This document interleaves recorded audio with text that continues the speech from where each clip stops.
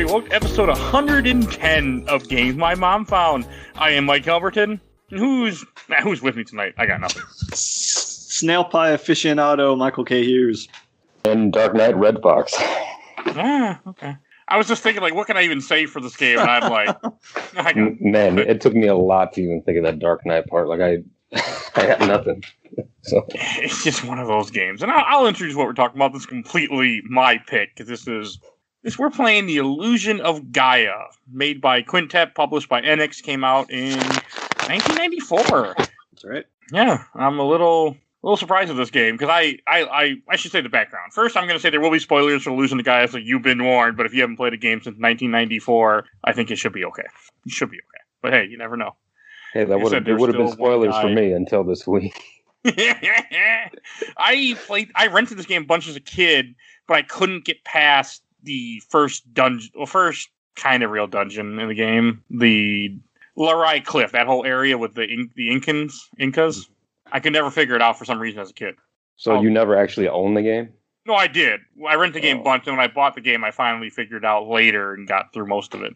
So did you do Player's Guide or Game Genie? How can you say that, Rich? Game Genie. I'm pretty sure we had Game Genie for this game. But I think we had Game Genie codes where you would be invincible when you got hit, so certain things could still soft lock a game because they wouldn't go off of you.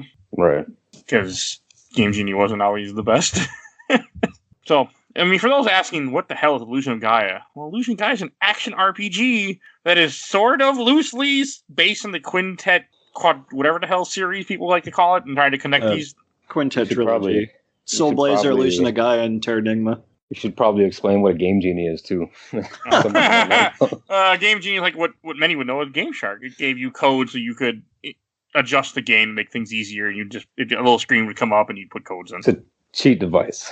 Yes. So is Game Shark actually still around, or? I don't think anything's around anymore. You think Codebreaker's still around, or Game Shark's got to be around still?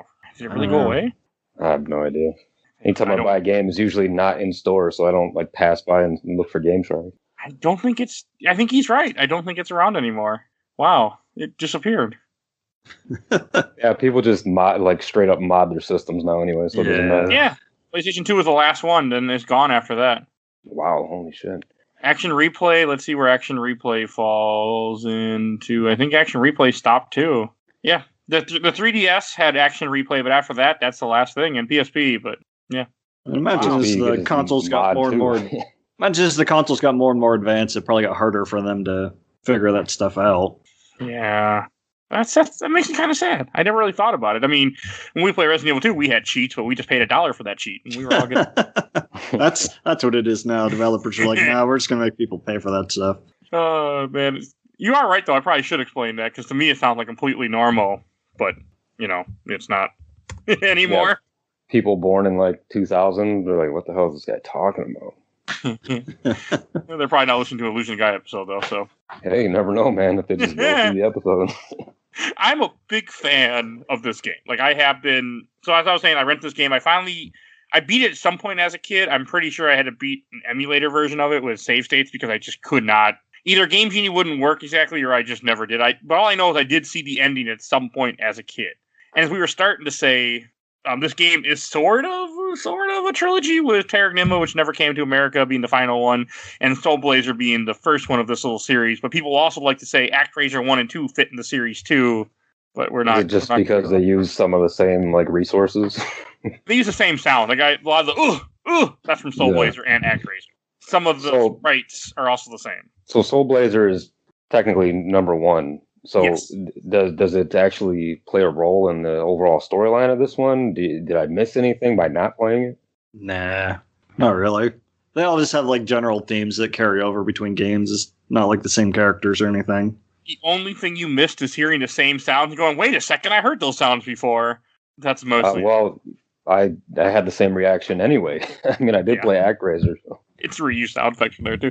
No, there's no overarching story. Just as he was saying, Gaia is in all the games, and there's references in the game that could be seen as very, very small references. But is this sort of the same vein, or Enix's way of doing a Final Fantasy? Well, I guess they did that with Dragon Quest too, right? Yeah. This is also Quintet's thing. Enix published up until 1995, and then they weren't really publishing them anymore, but they made a bunch of games. They also made RoboTrek, which is surprisingly will probably be in the show at some point, right, Mike? Yep, absolutely. I've been playing it again. It's still awesome. RPG I never played from back then. I have never heard of it. It was on your computer a long time ago. I don't know how you remember that. Because I played it on your computer when I was sitting and you were probably playing Metal Gear or something. Yeah, good point. Okay, so Illusion to Gaia is an action RPG where it's set in some fictional Earth world, we'll get there, where a comet passes by every, 800 years or something crazy like that doesn't really matter? Pretty much alternate history in a way. Okay. Fantasy alternate history. That's a good way to put it. And you play as Will, some kid who lost his father. His mother doesn't exist, and he was the only survivor at the Tower of Babel when his dad was an archaeologist trying to find whatever the hell he's trying to find. And he also fights with a flute. I did not know that until many years later. Yeah, it's hard to tell when you're swinging that damn thing, but it's actually his flute. Yeah. I always thought it was a dagger, and then I'm like, it's a flute. He's hitting pretty sturdy. Yeah, right. I mean, they could have combine the two, like a dagger and a flute, and kind of like the Green Ranger or something. That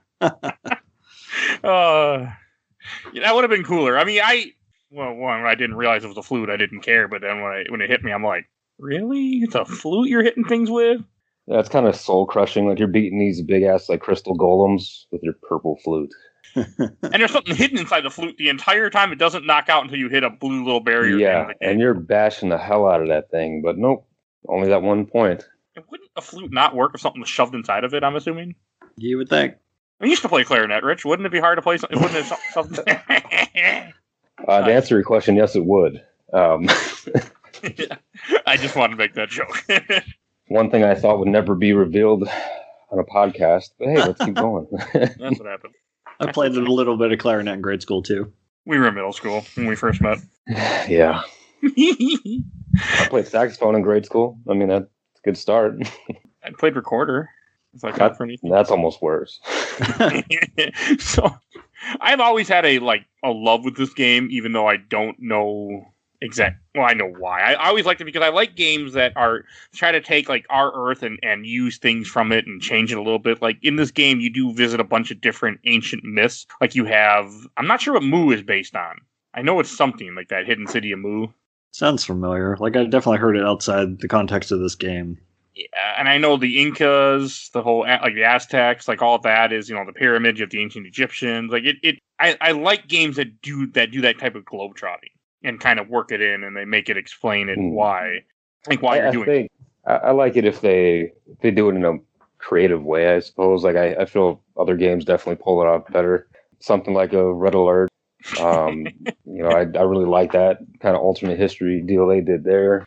This one, I don't know. It felt kind of more like they were trying to sprinkle in some Indiana Jones type of shit, and I didn't really grab onto that too well. I wish it was just solely fantasy based instead of dipping into, alternate history. I wouldn't like it as much if it wasn't alternate history. Once I found out that it was alternate history, I was like, ugh. And I typically like that kind of stuff, but I don't know. I guess I don't think they really did it too well in this one. Okay. Because the story, I feel, is still a bit secondary. I don't think there's enough focus on it. Or maybe it's just a little bland. I disagree with that too. But I mean, I don't care for your side characters. It starts off with you're in school and you go to a little hideout. That's where you find out that you're telepathic, and after you came back from the Tower of Babel, you can now move things only certain type of statues by spinning your flute, like you're the Green Ranger. And that's not telepathy. That's telekinesis. Oh, okay. Thank you.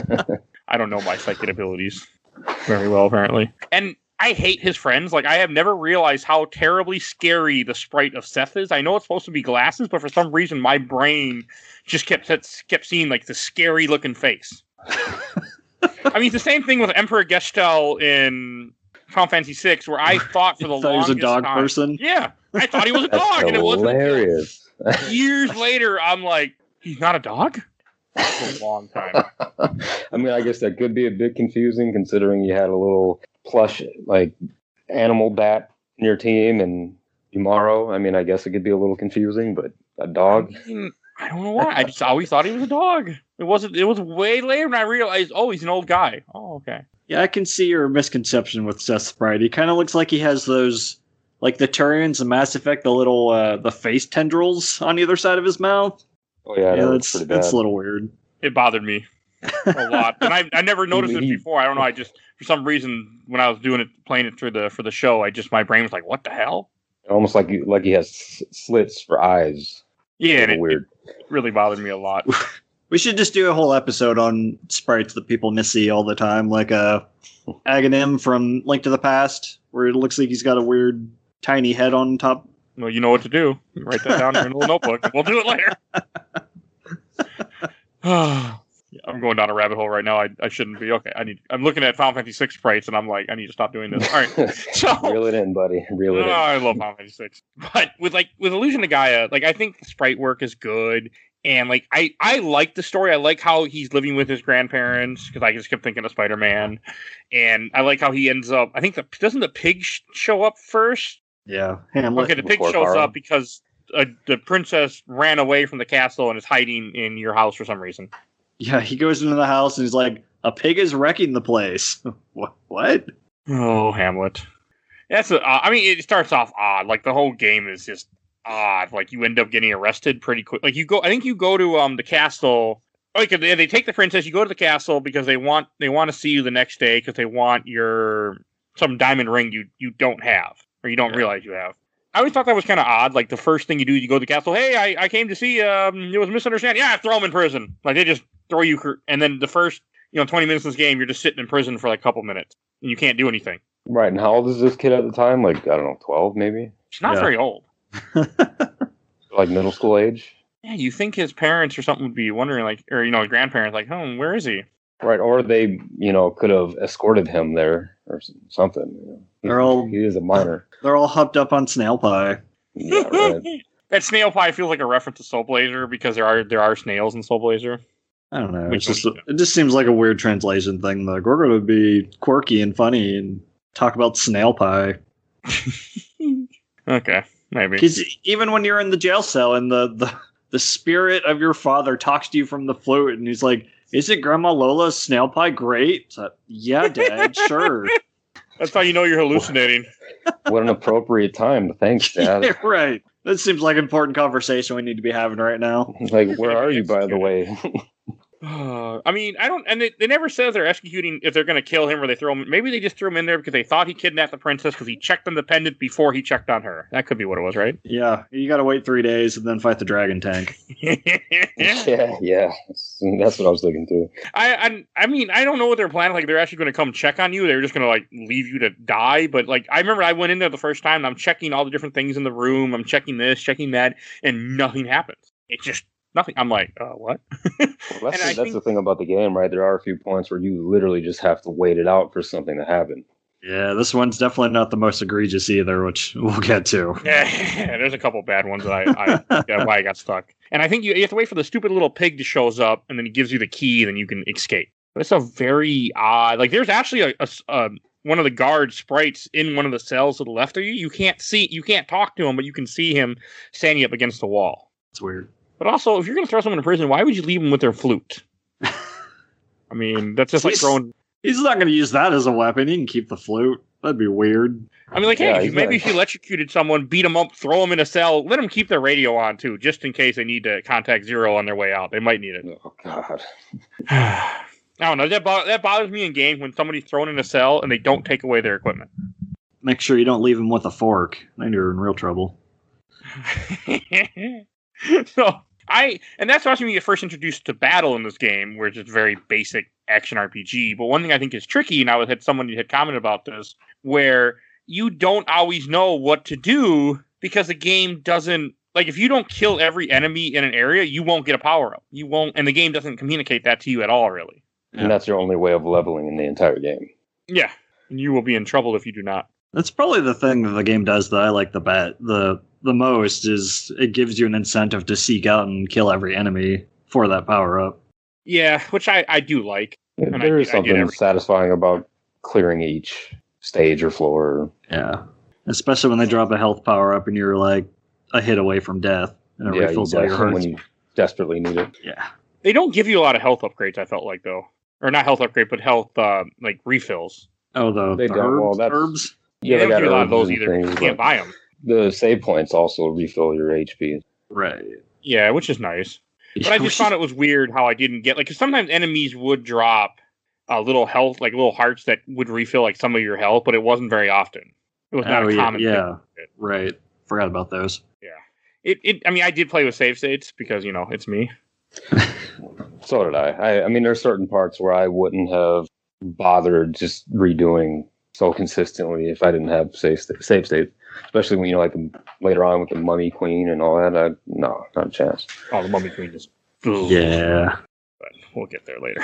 And I mean, I like the battle system. I like the very simple, just running around and hitting things with your flute for some reason. And you think, like, enemies rise up different ways. And I'm just confused why there's so many skeletons in this little dungeon and there's no guards at all. But, you know, I guess I did like the battle system too. I mean, it was simplistic enough, but it still had a little bit of diversity, you know, especially for the time. I thought they did a good job on that. Me too. I really like it. And I like the way that everything kind of like spaced out. Like, and then you also, as you run into, like, I also like the way the save points look. They look like little portals to another dimension where you talk to a giant statue. And the first one you see is you're in class with your friends and you go on top of the school and there's just this portal to another dimension just hanging out. It's like, anyone else fucking seeing this thing right here? Yeah, and he doesn't really talk about it. You know, and they don't really introduce the portal or Gaia very well either. Yeah. You know, it's just something that you accept as you go on. Oh, this guy's here to watch over me and help me. And then that's it. But they don't really go into enough detail, I feel, with Gaia. It's because the world is in peril and she hasn't sent out her elemental rings to 5 teenagers to help clean things up. 5 emotional teenagers. And that thing is stupid. I mean, there are you are a group of teenagers. You don't have any rings, but you are a group of teenagers. I also like how, like, this game is, like, everything happens, like, very quickly. Like, as you run around the castle, you escape, and also, like, I want to say it's early in the dungeon when you first find out that you can transform into a Dark Knight, Freedan. Yeah, which is really a weird name, Freedan. Yeah, because there's a switch that the flute can't reach, and you have to transform into him for the first time because his sword has a longer reach to it. But it's like nobody notices when you transform. Like, no one ever sees you except for all the enemies you massacre. Will mentions it once, I think, to Lily later on. He's just like, yeah, every so often I'll turn into this Dark Knight to do battle, and that's all they do. Okay, I don't think I caught that.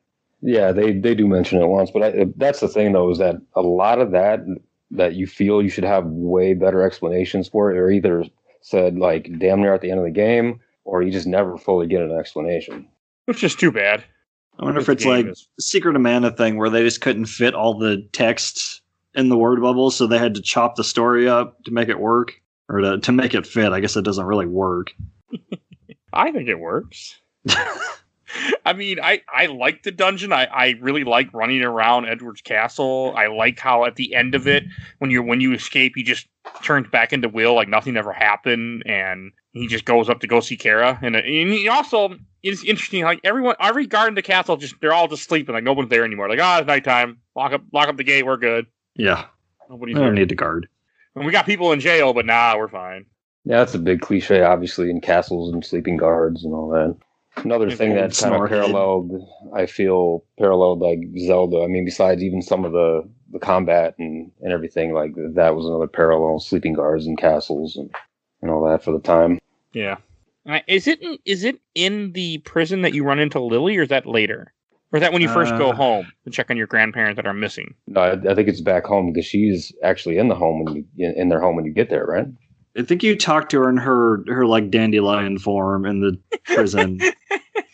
Whatever it is. No, you're not wrong. It's just so stupid. Like, especially when you say it out loud, it just sounds so dumb. But that's all. It made me laugh. So one of your characters that joins you, her name is Lily, and she can turn into a dandelion, it looks like. And and that's because she's an Atori, right? Is that how you say it? I got nothing. You're asking Mike about pronunciation on something? Well, I mean, even if you pronounce it a different way, like that's what she is, right? Like she's I think so. That race or something like that. And And isn't Will like his mom from there? So he's part Tori or something? I don't know. I never paid that much attention. I tried. I really tried. And then as the game went on, I was like, I just don't give a shit what they're saying anymore. His mom that may or may not inhabit the body of a pig. Oh yeah, no, it was his mother as a pig. Yeah, we'll get to that nonsense. I mean, also, like, why does the princess even leave with him? She's like, oh, my father was going to execute you, so I'm going to leave with you and give up this life because I'm this is a cage up here in this wonderful, cell I'm in called my room. Yeah, we got. And they try to have character development for everybody too, like especially her, and it's just by the end of it, you don't give a shit.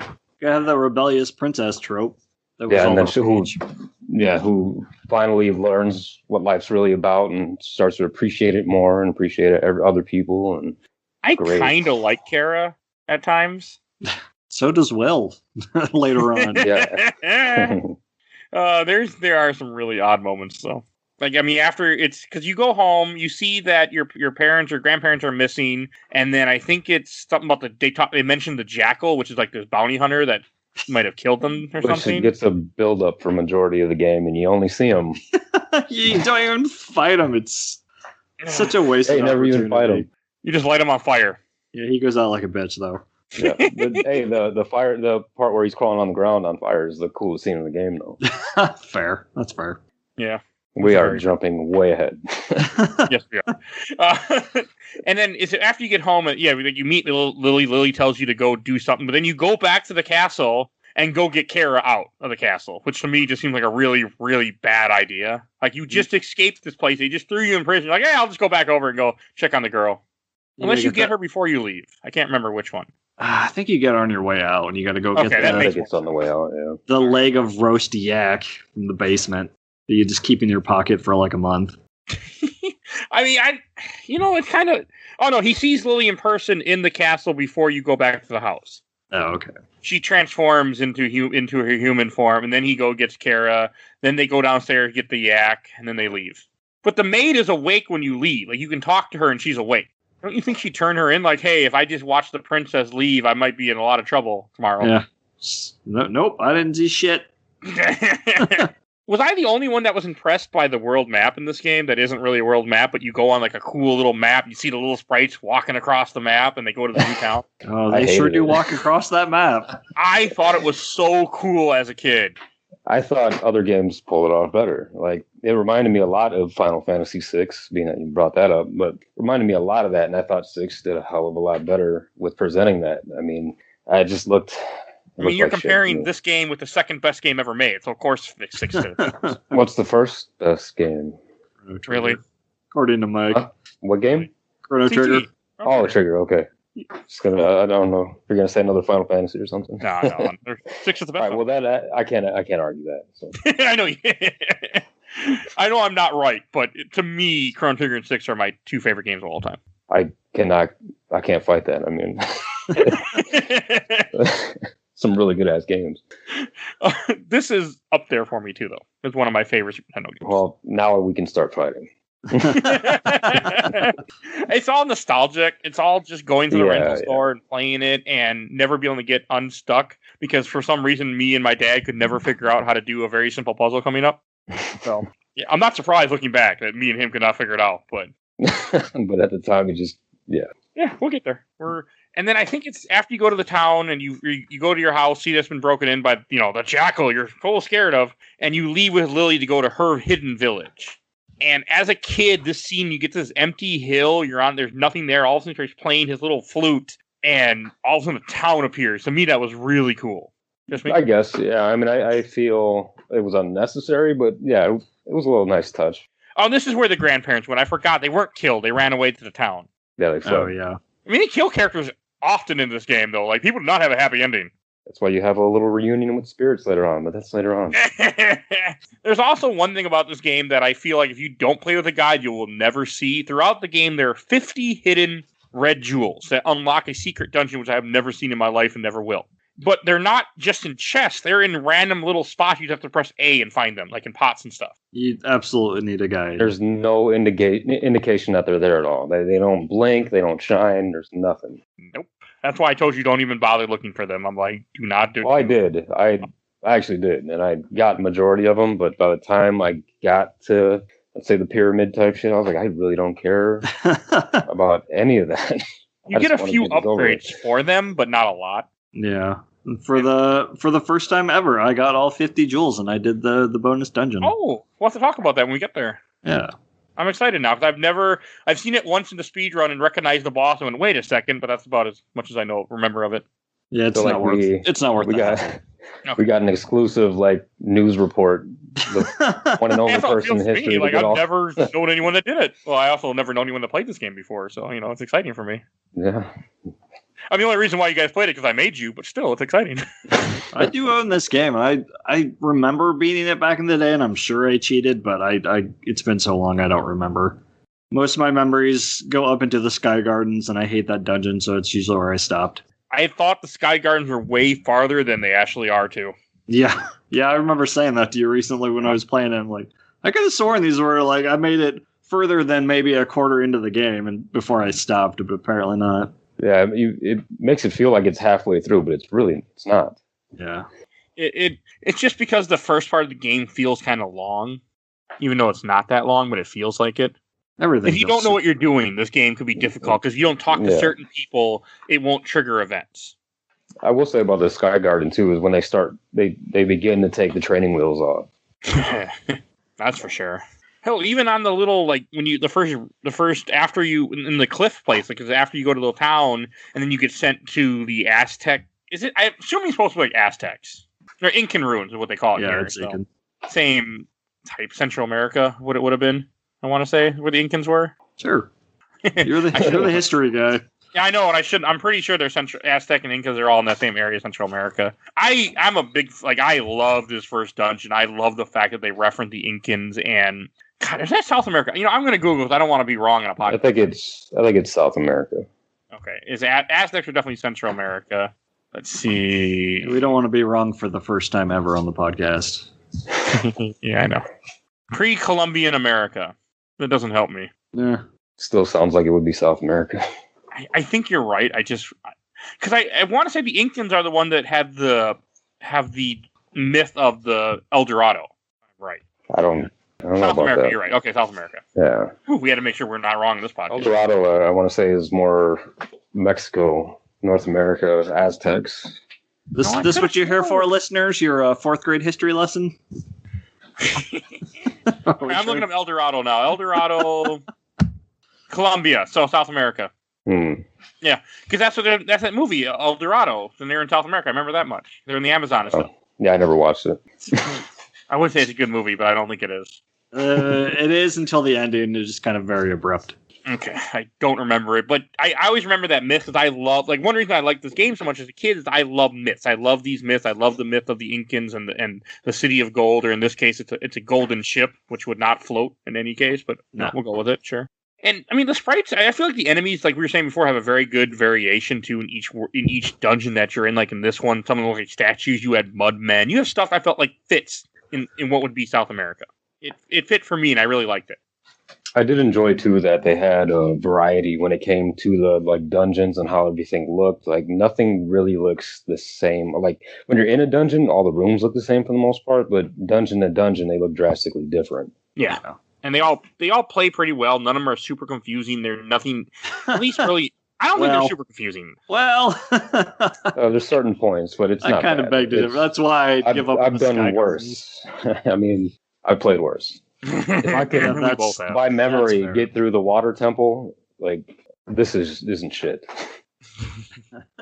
It's also a lot of optional stuff in this game too, like with the red jewels, how you have them all over the place. But also, I mean, there's a lot of key items too you have to get in each dungeon that will unlock another part of the dungeon. But I mean, just the way you have a map that only shows you what enemies you haven't killed yet, which helps you kind of keep track of where you are. There's no actual map.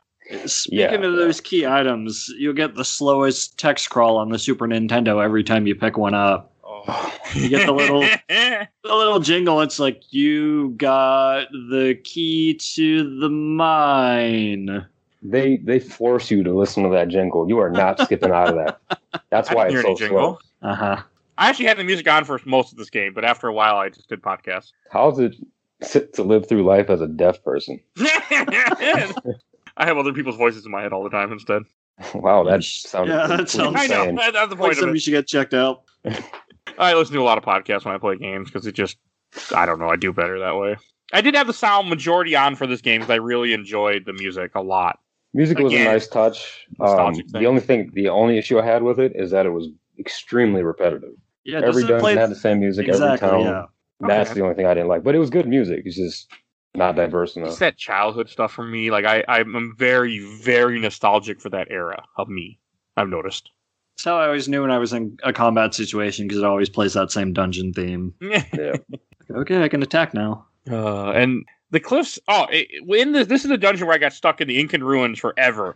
So there's one part where you have these 4 like griffin-looking humanoid things, not griffin, bird, look like Egyptian things. We're gonna go with that. Egyptian warriors, I would say, like they have bird What heads. part is this? It's 4 gold statues. You have to pull them and put them on okay, platform. For some reason, me and my dad could not figure out to do that. We kept waking them up instead of just using the flute. When you press R, and he swings the flute, and you just line them up so they hit the switch. I thought you were going to say it was the room where you have to play the melody and then stand on the flashing tile for like a full 12 seconds. Yeah, we couldn't figure that out. I feel like I would have got stuck there. I couldn't see the tile. For some reason, I played the flute and never started flashing, so I just looked online, found a graph, and just stood where it told me to. Surprised that worked. Yeah, you don't need to play the flute. You can just stand there. So as long as you know which one it is, it doesn't matter. Which I like. I like when games do that, where they're like, if you know the puzzle here, just do the puzzle. You don't have to, do all of it. Yeah. So maybe those are never like Egyptian. Those supposed to be like Incan soldiers. For some reason, my brain always thought it was Egyptian with those guards. Hey, Egyptian would be the pyramids. I know. I don't know why. I just thought of like Anubis type stuff. I got nothing. And you also collect orbs that every enemy drops. These little orbs that serve very little purpose. They give you like an extra life, I guess, if you die with half health. They raise your dark power also. Oh, I never knew that. Yeah, like that number on the right. That's your dark power. Oh, that's what it stands. Okay, I know it goes up, and that's like it's like an extra life though. It acts like. Yeah, when you die, it will take you back to the last save room you're in. And all the enemies are dead that you killed, because the enemies do not regenerate in this game ever, which is great. Well, yeah, because they can, because they'd have to keep giving you power ups. That'd be great though. Make the game better. That's fair. And you can block too, which I never did. Majority of this game, I just never bothered to. I forgot you could. I don't think I knew until this playthrough that you could block certain attacks. I don't think I did either. Yeah, just certain projectiles, right? Yeah. It's very useful in certain parts. Like you need to block in the final boss. We'll get there. Right. No, you don't. Well, I didn't either, but that's other reasons. Another news exclusive. Yeah, we cheated because I said fuck it. I'm already cheating with save states. I was just like, why am I? I'm just going to cheat more. You know how it goes. Yeah, we'll get there. So as you go through this dungeon, you finally, I think you get a couple statues or something, but you find this golden ship. You find a boss fight, which I don't really care for. Castloth is his name, or Castoth. Just the giant head and the hands. Yeah. It's not great for a first boss. It's kind of rough. Oh, we have to put 2 statues in a thing, or on these 2 different places, and it activates like a portal or something that you go to fight him. Something like that. It's this big demon head that pulls its hands up and like swats at you and shoots this fireball that bounces around the room, and you can only hit him when the gem on his forehead is open. There's a lot of that in this game, though, where enemies are only vulnerable at certain points that don't make a lot of sense. Yeah, right. I mean, it's Super Nintendo, so I'm not surprised. Super Nintendo was very big about stuff like that at that time, where the enemy's only available when they have something blinking on them to show you that they're like vulnerable. Weak points were a big thing in those games. Yeah. Hey, at least it gives you health. At least you can see the boss's health in this game. That's true. I don't like games when you can't see their health. Unless I want to know if my blinking, attack is working and how much longer I have. Unless they start blinking faster and faster, like in the Turtles arcade game. They have a health bar too, though. Do they? Yeah, in Turtles in Time they do. Okay. They do 100% Turtles in Time. Okay. Maybe not the old one though. So I mean, and the thing about this boss is after you beat him, and also with the boss, you can either be the Dark Knight or you can be Will. And if you're Will, it's going to be harder. Well, yeah, because Frieden does like double damage from what Will can do. Frieden is so much cooler than Will. Will's an idiot. Do you have the Dark Friar attack at this point, or is that might be in the Sky Garden? That's the Sky Garden. You just have the sword attack, but the sword attack's still way because you get the Psycho Dash right before this. I don't think you get the Dark Friar. Dark Friar you get, I feel, much later. God, you get a few different abilities in this game, but they're very sparse. Like you get a tornado spin for Will. that's only used for puzzles. And yeah, it's more puzzles. The top spin for Mega Man 3. And then you get a slide for Will, which is used for puzzles, and I use it all the time for combat. Yes. It actually wasn't that bad in combat. No, it's really good for combat. And Friedan just gets the orb. He gets like a shield I never knew how to use. And he gets an earthquake attack I didn't use either. Oh, I forgot about the shield. Once you get the earthquake attack, other than that dungeon, like you tend to not really use it. Yeah, you get it late in the game, too. It forces you to use it right after you get it, and that's pretty much it. It's not very useful, because you have to jump down to use it. You can't jump down all the time. Right, there's no jump period unless you're coming from a ledge. Yeah, so it's not very useful. It's just an ability to give you for some reason. Was I the only one that had my mind blown when you first defeat Castoff and you jump down onto the frickin' gold Incan ship? Will's got I guess that was a pretty cool part. I stone knees from that giant fall. Yeah, right. I love this part. When I was a kid and I first got to this, and all of a sudden you're on this ship and the Incans are talking to you, I was just like, wow, this game is cool. Plus, it took me over a year to get here because we could never figure out how to play this game until way later when I bought it at a used game store. And I remember being so happy. I was just so happy when it finally happened. But they got to build you up before the part that comes next. I think this part is great when you talk to everyone on the ship. You have to do a couple different things. You talk to the queen, then you're like, oh, hey, go take a nap. You look tired. And then you wake up and your friends are there. The ship's all destroyed and crumbling. Everybody's dead. You weren't talking to anybody. All the people are skeletons now. It gave me higher hopes for the story that I would be later disappointed with, but it definitely gave me higher hopes for it. That's where I think Seth dies at this point too. I'm pretty sure Seth gets eaten by a whale or something. So Seth gets knocked overboard and gets eaten by the whale, and then you find out later that he's become the whale. Oh yeah. That's what it was. What the fuck is happening? But just say die, damn it. It gets it's kind of tragic. Like you lose one of your friends in the beginning of the game. He just dies. Well, he gets eaten by a whale, but close enough to death. Is it bad that I completely forgot he existed? I forgot who he was too. When Seth is talking to him, I'm like, who the hell is Seth? He's the best of your friends, though, which is the sad thing. I mean, they all get thrown off. Lance is the green guy who likes Lily and has falls in love with her for somehow. Who also has daddy issues. Yeah, and isn't the raft part sad? So after the ship crashes, you end up on a raft with just Kara.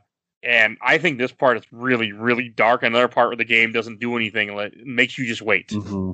Yeah, this is the one I was talking about where you just have to wait for things to happen. Boy, do you wait. It is so sad. I think this part is really dreary, and I like it. In what way is it sad? Because you're stuck on a raft. Everyone you think is dead at the moment, and you're just ready. You're just waiting for death at one point. And Kara won't eat fish because they're living creatures. But she didn't mind eating that leg of roast yak that you had in your pocket. She was vegan before it was cool. I don't think vegan would eat meat because she used to. Yeah. So she didn't want to eat meat. She didn't want to eat fish, or I don't know. She don't like when you hit the fish though. I keep hitting them anyway. Well, and your health bar keeps getting smaller and smaller. Like as each day passes that you're on the raft, you'll have less health. He keep losing health because he's not eating. I don't know. It's a very depressing part for me. Like when I was a kid, I remember being like, "This is really sad." As a kid, you must have really internalized that one. I think so. And nothing's happening. Like nothing's going on. Nothing is. Nothing's just sitting there. You have no idea if anybody's coming for you because nobody knows you're even out there. It's pretty ballsy of a game of that era to pull something like this where there's no action or anything. It's just downtime. Yeah, and when the sharks come, you just sit there and watch the sharks come. Yeah, for entirely too long. Yeah, that part was too long. I had to look up what to do, and they're like, do nothing. I'm like, well, I've been doing nothing for a few minutes already. On it. It's I think it's cool setup. Like the whole this game, it's just not it's a much different type of action RPG. It's not a game meant to really make you just keep playing. It's more of a game for you to enjoy, but it has more thought-provoking moments. That's I think what I want to say. I'll give you that. I mean, this is also where Will talks about how he's developing feelings for Kara. Kara's an idiot. Yeah, this is something we haven't mentioned. As he narrates his own story as he's going through his story. Oh, this is just Final Fantasy X then, because he's narrating the story and someone turned into a whale. It's Final Fantasy X. Well, I guess at least in 10, they catch up to Xanarkin and you're not playing the past anymore. You're actually caught up because they're at the campfire talking about it. In this game, that never happens. He's just narrating like in his brain and his or whatever he's doing the whole time. I like to imagine Will going. Been better than waiting on a raft, no. I like to imagine that all this narrating he's just saying out loud. Like everyone's like, "What is wrong with Will? Why is he doing this?" And I develop feelings for Kara. I mean, I'm right here, Will, and I don't think I'm not so sure what you think. Kara, I'm right here, Will. Like, realize I can hear you, Will. I mean, this is coming from a guy that shapeshifts too, so. Of Phrygia, because Phrygia is like the first town you get to after the raft, where you like everything looks so beautiful, and there's like lily petals or something like leaves falling through the sky, which is a cool effect, and you see like and this is when you first find out like the slave traders. Oh, yeah, there's a lot of the dark underside of it. Yeah, that's when they introduce it, and then your story starts to go in that direction. And you can turn in a slave too. Yeah, that's how you get one of the red jewels. Yeah, yep. I didn't do it just because. You could just be a pure asshole. Will can be a pure asshole just for a jewel. Yeah, and I always thought Will didn't have pants on when I was a kid. I always thought he just wearing a blue dress for some reason. It looks like a tunic. Yeah, I don't know. I always thought that. I forgot like how dark this game gets a little bit, like the whole slave thing, and then you have to do certain things, and then if you talk to the right people, and again, you have to talk to the right NPC, you'll find out that your friend is in a house when you go to the door that you went to before. And talk to him, he'll yell, "Will, I'm in here!" But he only will do that if you talk to a certain NPC otherwise. Earlier.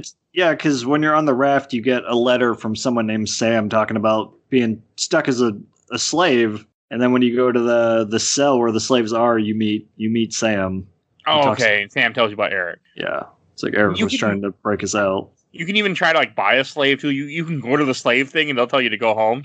Yeah, guy's like, "Oh, you look like you'd be a good slave. You want to be a slave?" And you have to say yes. And he's like, "Ha ha ha! You're funny. Go check out the merchandise." Okay, man. It's really weird at times. Like it's kind of, I feel like it's kind of dark for a Super Nintendo game at times. Oh yeah. And then when you get Eric, this is when you have to go to, or is Eric in the mines? No, Eric's in the house. You rescue Eric, then you go to the mine, the diamond mine, to go rescue the other prisoners. Yeah. The mines are a little annoying to me because you have to kind of go back and forth and get some keys. I got a little lost down here. Yeah, it's not too bad. Except one of the prisoners is encased in a wall. You have to use the Psycho Dash. That's what it was. I couldn't figure out. I mean, it does have like the Legend of Zelda thing where you hit it and it makes a different sound. And you can see the wind coming through the crack, ruffling Will's hair. That's what it was. Clue. Okay. I think it does make a different sound when you hit it though too. Pretty sure. And doesn't like Eric have no memories either? You have to go like re-get his memories back. I think. Yeah. Is that now? I think. Yeah, you have to get a song. You get a song from the prisoners. That's why you got to go there because you need the song to restore his memory from the laborers. Yeah, that's right. It's an odd game. A little bit. No, not Eric. Lance can't remember. That's what it was. Lance, the one that got thrown off the ship, can't remember. Eric can remember. Okay. It doesn't matter. Your Lance is the one with the green wording in this game. Well, that's how generic all your companions are. They're easily forgettable and can't remember who's who. Yeah, like you said, Rich, they try to give him some character development, but ultimately it just feels hollow. Like Lance falling in love with Lily just feels out of the blue. Right, yeah. I mean, it's just something they had to do something with the characters. Otherwise, they were a complete waste of time to put in, so they tried to throw them a little story, but other than that, they were relatively worthless. Yeah, you could done without them. I mean, I guess they're supposed to give, Will more character development, I guess, but it doesn't really, they don't really matter. And then you run into Neil, the weird inventor that is like your cousin, I guess? I think they say a cousin. But he's dressed up like the Raincoat Killer from Deadly Premonition. But it's not red. He must be a passionate man then. He's dressed up like he's dressed up like Unbreakable. Yeah, there you go. That's a better one. Yeah. A joke that we make. I like how we make jokes for ourselves. Pretty much. Hopefully there's someone out there that listens to every episode and they're like, ha ha ha. There is. My friend Watt, he listens to every episode. My condolences, Watt.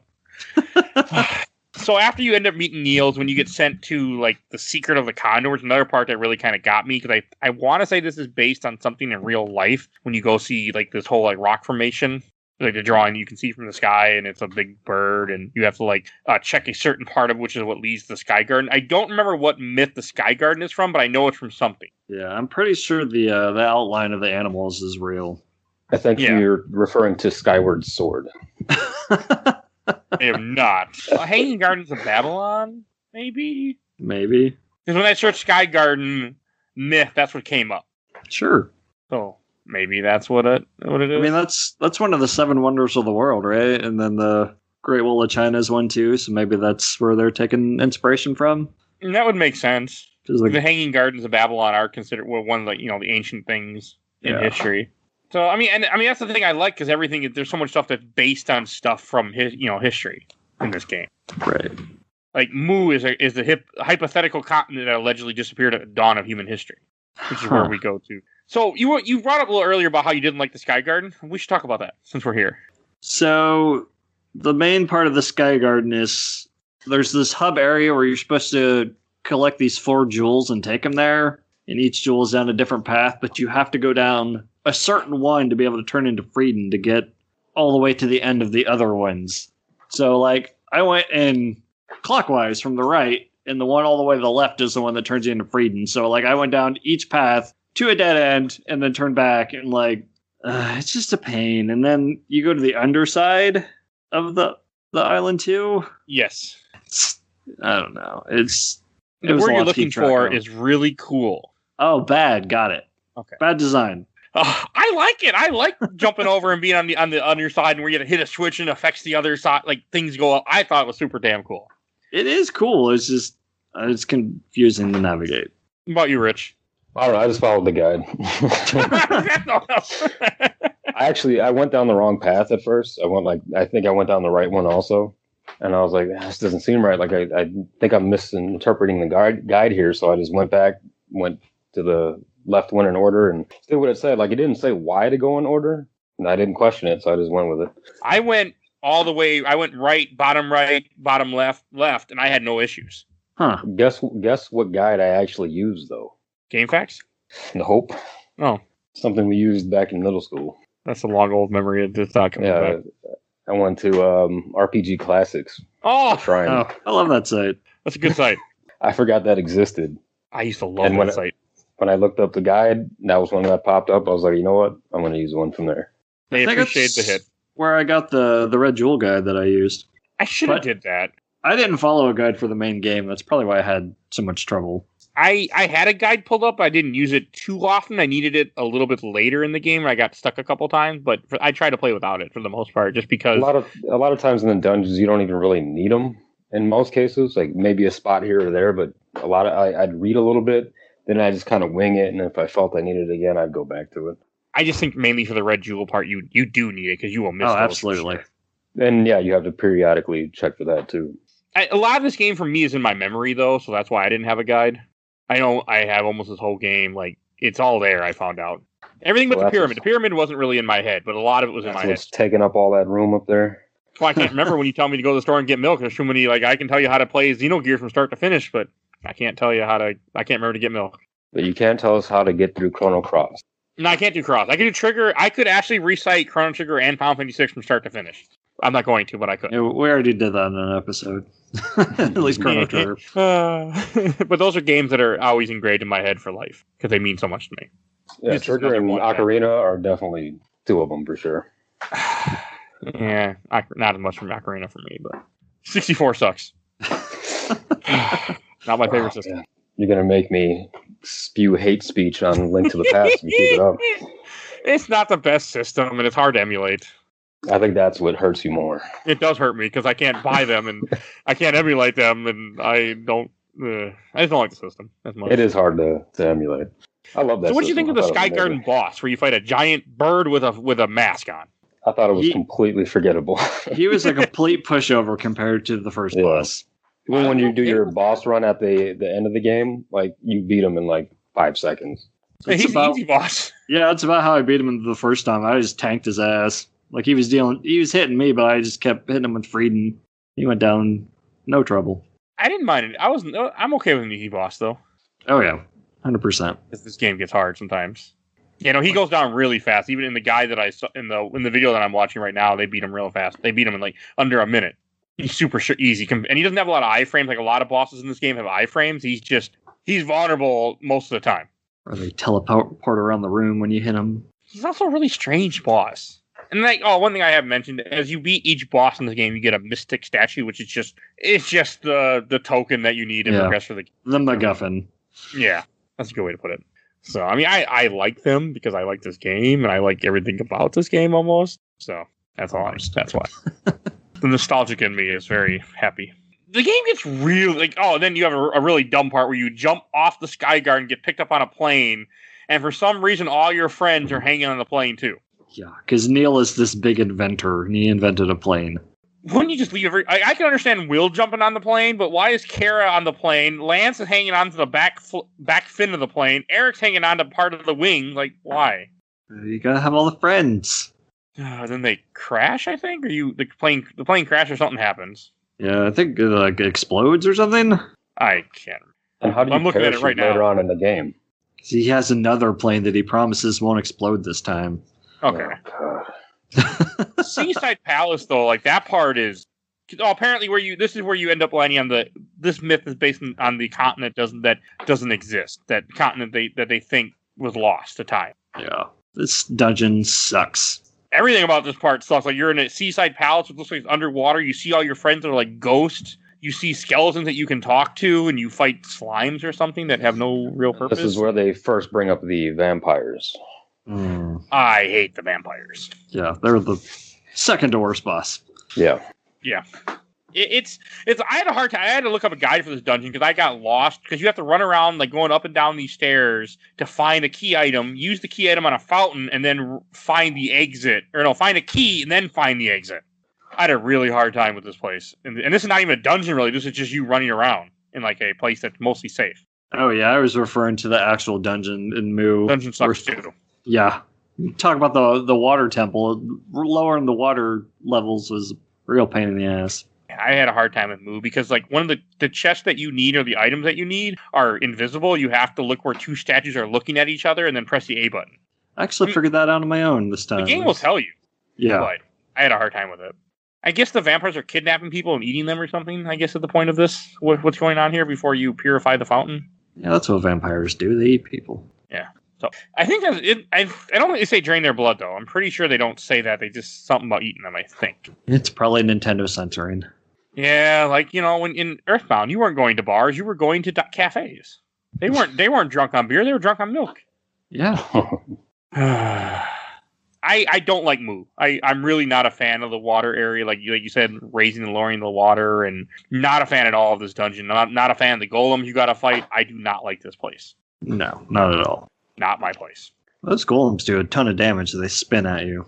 You don't get Freedan for a long part of this part either. And even then, even after you get him, you have to switch back to Will Lock to use the slide. Yeah, which I don't. You can, and I mean, you can get Freedan for the boss, but you have to go out of your way to get him to go back to where the boss fight is. I did not do that because I just cheated with save states. But by now you have Dark Friar, which is a dark power that the Dark Knight Freedan uses, as the description tells you. Unfortunately, you're not kidding. It's a dark ability that you use dark power for. Moo is very strange. Like, even when you get these little statues, or you put them in the fountains, and like all these ghosts come out and like talk to you, and then you continue and you lower the water. Like, it's a very strange area. A little bit. It's one of the creepier areas too, especially when I couldn't remember what Moo was. I knew I heard of Moo, but I'm like, what the hell is Moo? And I like, as we said before, I love history and I love myths. Like, that's why I like this game. I like the fact that it took myths and tried to put them in a game. Moo is what Cal say. Someone had to make that joke. Oh, they did. I'm hurt. Very hurt. It's just not and the vampires are not fun either. Like, it's just such an annoying boss fight. Yeah. Like, I used up every herb I had on them. Oh, and their names are Jack and Sylvania. Interesting. I didn't know it until I read it online. I had no idea. Nope. They sure don't tell you in the game. Also, the fight has a timer for some reason. They took your friend Eric, tied him up with rope, and put a giant bomb right behind him. Not attached to him, just right behind him. Big cartoon bomb. Yeah, and then so the whole fight you have a timer. Yeah, like the fight's not annoying enough. No, you're in you have two different enemies that are shooting projectiles at you constantly. You have like a little area to run around in with paths that you can only travel on these certain paths because there's just the way they built it. It's very, very annoying. Yeah, because they can shoot pillars of fire that go down the path too. Yeah, like Bomberman. Yeah, exactly. Very Bomberman. I mean, they have an attack that homes at you too if you're not in the top right area or the top area of the map. It will come after you and hit you. It does a lot of damage. This game likes homing attacks, especially later on. They also have those like orb shields that go around them, that spin around them. Yeah, it's very annoying. It's not a fun fight. I could have done without it. Oh yeah, totally. It's just, it's the fight that I know when I played this before, I had to cheat on. Not this part, but when you do the refight, I had to cheat because I could not get past it. Not within a good amount of health. Oh, we also haven't talked about the herbs. Throughout this game, you will get a finite amount of herbs you can get from chests, and you can keep them and save them, or you only get some, and you can never buy them in this game because there is no currency, which I don't like because it's like it really makes you not want to use them. They don't even refill your health completely either, as you get higher in the game. Yeah, speaking of, there's no currency in the game. I thought that was a bit weird overall. Like for an RPG, especially at that era where there's no stores to buy anything, you can't buy items, you can't spend money. Like very weird. You just get red jewels, which you give to a guy. And if you don't get all 50, you don't get the secret dungeon, which you get nothing for completing. I mean, you get a few upgrades, right? You get for up to 30 gems, you get upgrades, and then the last 20, you don't get anything. But I mean, in the dungeon, you get upgrades, though, right? Nope. What? No, because it's one big room, and even killing all the enemies doesn't get you an upgrade. So what is it for? Point in the dungeon?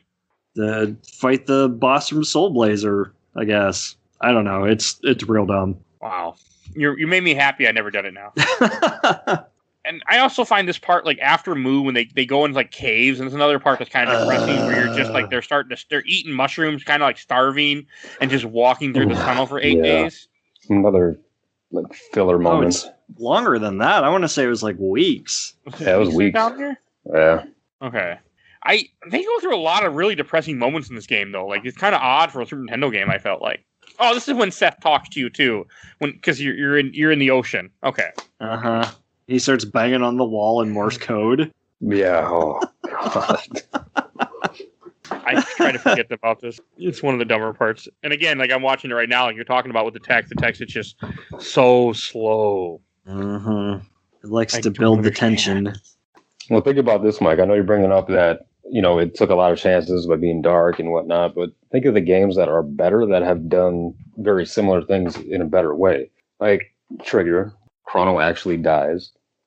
You also see the end of the world when you go to the future. Yeah. You have FF6 where the world actually ends and you're in the middle of it.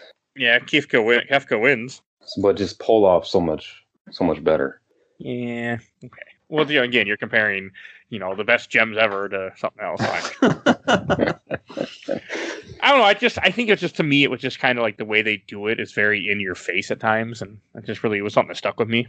Well, they force you to pay attention because you cannot do anything else but suffer through what they're going through. It's a very linear game. Oh, okay, it's a month they're in the tunnel. You're right, Mike. No. I thought it was shorter than that. And the Angel Tribe to me was really strange. Like I didn't know if that was supposed to be based on something, like another myth of these people that they call angels that aren't really angels. They're just people living in the darkness. But they also evolved different, correct? I mean, based on what they say, they're what humanity is supposed to be. He is right. There's something they do say. I can't remember because I didn't talk to them, but I have talked to them in the past, and I know there's something. I know you're referencing something that is accurate. I just can't remember what's special about them or what's different about them. Or it felt like filler. Like the game's not long enough. We need to have you go through this confusing memory test thing to find Kara, who's turned into a painting for some reason. I don't know. It felt tacked on. Yeah, it does. I mean, I don't know if Ishtar the painter is that based on something other than just, because so much of this game is based on stuff. Yeah. It is not. When you type in Ishtar the painter, nothing comes up. Okay. Well, there you go. Ishtar is something. There's a goddess, Ishtar. But I don't know. I'm sure it's based on something with the Angel Village. I'm sure there's some myth that they were pulling from. I just not one I was familiar with. Because so much of this game is, based on myths. Or maybe that was just their interpretation or reference to angels in general. Could be. I don't think they share emotion. There's something that they do that they're different. They don't have emotion either. Like they wish they did. Even though they're involved in art, they have zero emotion. Okay. I think that's maybe one way they express their emotions through the art. That memory puzzle is just odd, where like you walk in the game and then you have a little cursor. You have to pick like what's different. Mm-hmm. I liked it, but it's very different. Again, you are right though. It does feel like filler, where the painter and then he becomes paint. You save carrot, and the game continues on. Yeah, it's like they had to bridge this area and the next area somehow. So put a weird painter in there. And you go to the floating city, Watermia. It sounds like a name from Final Fantasy Mystic Quest, where everything's really on the nose. I'm glad you actually brought that up, because this entire game feels like a sequel to it. The whole time I'm playing it, I'm like, this feels like Mystic Quest Part 2. And Mike, maybe that's why you like it so much, because I know how much you love Mystic Quest. Yeah, this game's hard to Mystic Quest, but I do like Mystic Quest a lot. Yeah, that's why I feel like this is the next step up. Like, this is Part 2. It will 100% be on the show someday. Oh, God, that's going to be interesting. I've beaten it before. I'm sure I could do it again. You just got to play it on your phone with times 2 speed. It goes a lot better. It's a slow game. I'm surprised you actually did that. I've beaten multiple games on my phone like that. So why would you play that one? Was it for a podcast? Another podcast? No, I just played it because I wanted to. I was really hoping you weren't going to tell me that. I really like that game. I played that game I think I beat at least 4 or 5 times throughout my life so far. It's a good RPG. And even at 12 years old, I was like, I never want to play this again. You could say it's a good game. You can't say it's a good RPG. It's a good RPG. Said it again. I will stand by that. So I'm a big fan of Watermia. I think Watermia is a beautiful city. You know, I would never live there because I'm terrified of having a house near water. But you get to play Russian roulette on the full moon. Okay, that part is really freaking dark. It's another dark part of the game where I think it's a little bit after, but you go to gambling. There's the people gambling. You have to get something from the gambler. You need the crooks, which are camels. Yeah. And in order to get it from this gambler, I don't know how you're doing it for that. You go to gamble, and their version of Russian roulette, they have 6 cups. 1 cup has poison, and the rest have water or something else. And you're drinking, and it's always the same cup has poison. I found out by reading the guide. So as long as you just don't drink that 1 cup, you'll be fine. And after you win, like there's only 1 cup left, he drinks it anyway and dies. Yeah, he's like, I'm not going to lose. You can't break my perfect record, and then dies. It's kind of dark. The people were trying to hold him back. She's like, no, don't do it. You know what's in there. He's like, I don't give a shit. I'm a man, and killed himself.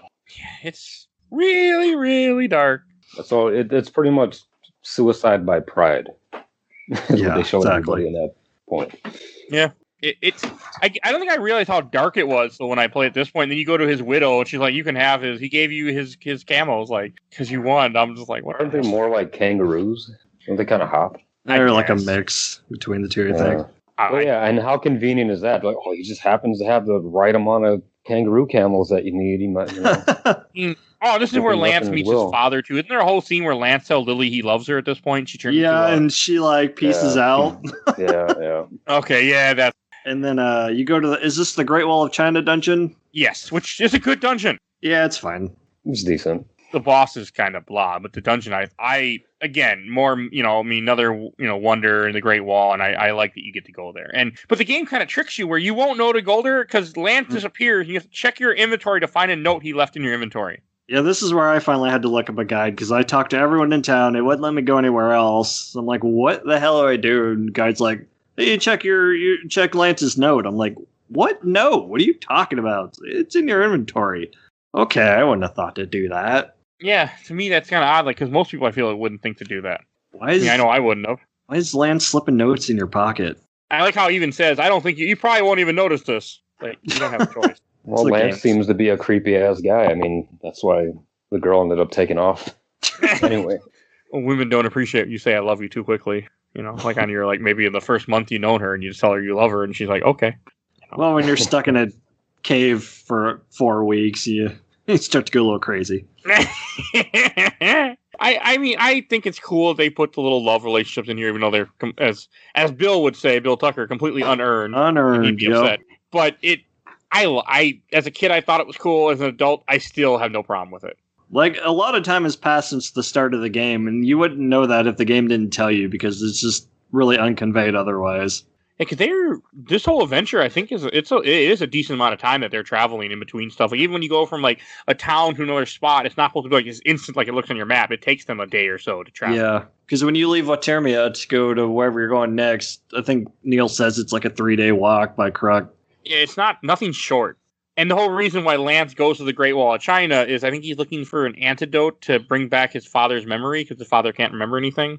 Yeah, one of the NPCs says that something that the centipede boss secretes restores memory or heals the sick or something.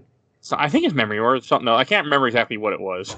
I just know it's some issue that you go here to save. And my question is, how the hell did Lance get all the way to the boss without getting killed? Yeah, no crap. Can he do the whirlwind sprint too that you get here? He must, because he got over the little ramps that you can't just climb on, you know. And then you get a necklace that he made her a necklace and he's dropping stones so you can find, I guess, or whatever the hell he's up to. I don't know. I like the sprites though in the Great Wall of China. I really like the soldiers that shoot arrows at you. They are really cool to me. Mm-hmm. Yeah, that was like a standout monster or moment of that entire dungeon for me. Well, also I felt like it's a reference to it definitely is a reference to the Dragon's Tomb or whatever, not Dragon's Tomb, the Emperor's Tomb in history, the one that had all like the clay soldiers that they found. No. Because you go to a part, you see clay soldiers at the bottom of this area, and some come to life and attack you. Or if you hit them in the face like I did and make them come to life, they attack you so you can kill them and get more power-ups. Yeah, exactly. Is this where the eyeball lasers are? Or is that the pyramid? No, this has the fireballs that shoot fire at you. Does that count? No, you're talking about the blue things. Yeah, the unblockable lasers. That's the pyramid. Okay. Now, the tornado ability is really stupid. I couldn't forgot to use it at first because I didn't notice I didn't understand what she said, where you have to hold down A and then tap L and R. I just could not get it to work at first. Yeah, she doesn't say you have to alternate tapping L and then R and back and forth. I had to Google. Yeah, me too. Okay, so it wasn't just me. I thought maybe I wasn't paying enough attention. Nope. It's the game. It's Super Nintendo era. They don't want you to know how to do something. Maybe then they don't want you to rent the game. They want you to buy the game. So the object is to make it take longer. I think this game came out in 2002 or something. A much better year, 94. True. And there's another part where he jumps down a huge hole and you think his legs would be broken. Certainly not well enough to fight a boss. Will should not be okay in this game. I think the Great Wall of China is probably my favorite dungeon, though. I like it because it's the wall, it's very linear. It's not going between multiple rooms. It's just going left and right. Which was nice. Yeah. And a little bit of up and down, but... Yeah.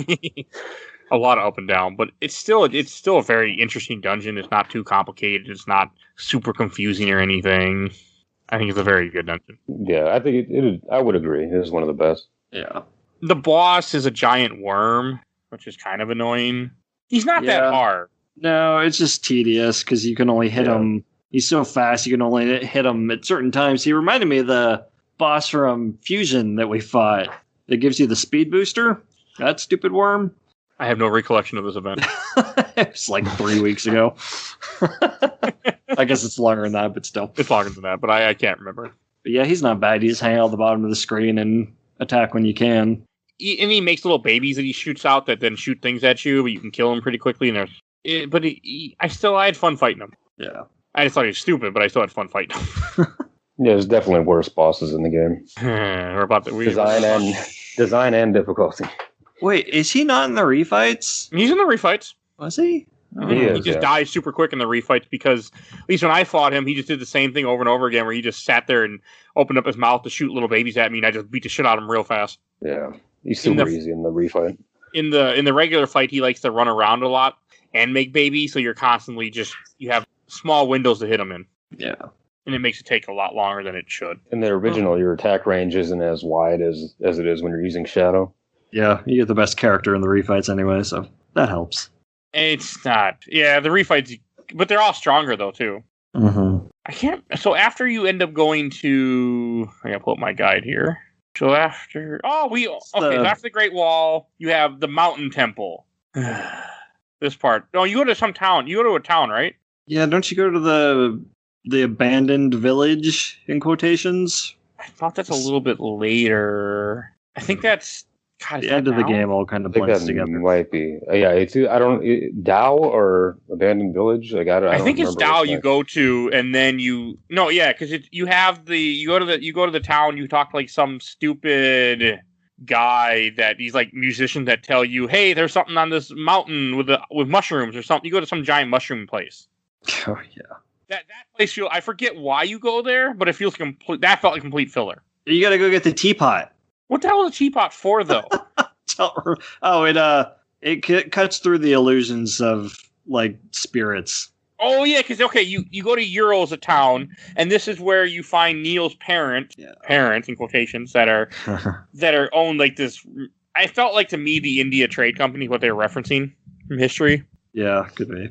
And they're in India. That's kind of really what it felt like to me. Like, oh, we're not from around here, and we started this company, and we're famous, and we make a lot of money, and it just really hit India Trade to me. And then you go to the teapot. I forget why you're trying to get rid of illusions, though. Don't remember. I think it's one of the NPCs says there's something weird about Neil's parents. Okay, I can't remember. Oh, and there is a really stupid puzzle I didn't do where you can wait. There's people you see waiting in line, and you can actually wait in line for 3.5 minutes, and you get a red jewel and a power up for your Dark Friar ability. I think. Yeah, which you can also get from the red jewels. But it's if I'm correct, I mean, I heard this from like one YouTuber. He was saying that the power up for the Dark Friar ability from the jewels is better than the one you get from the waiting in line. Huh.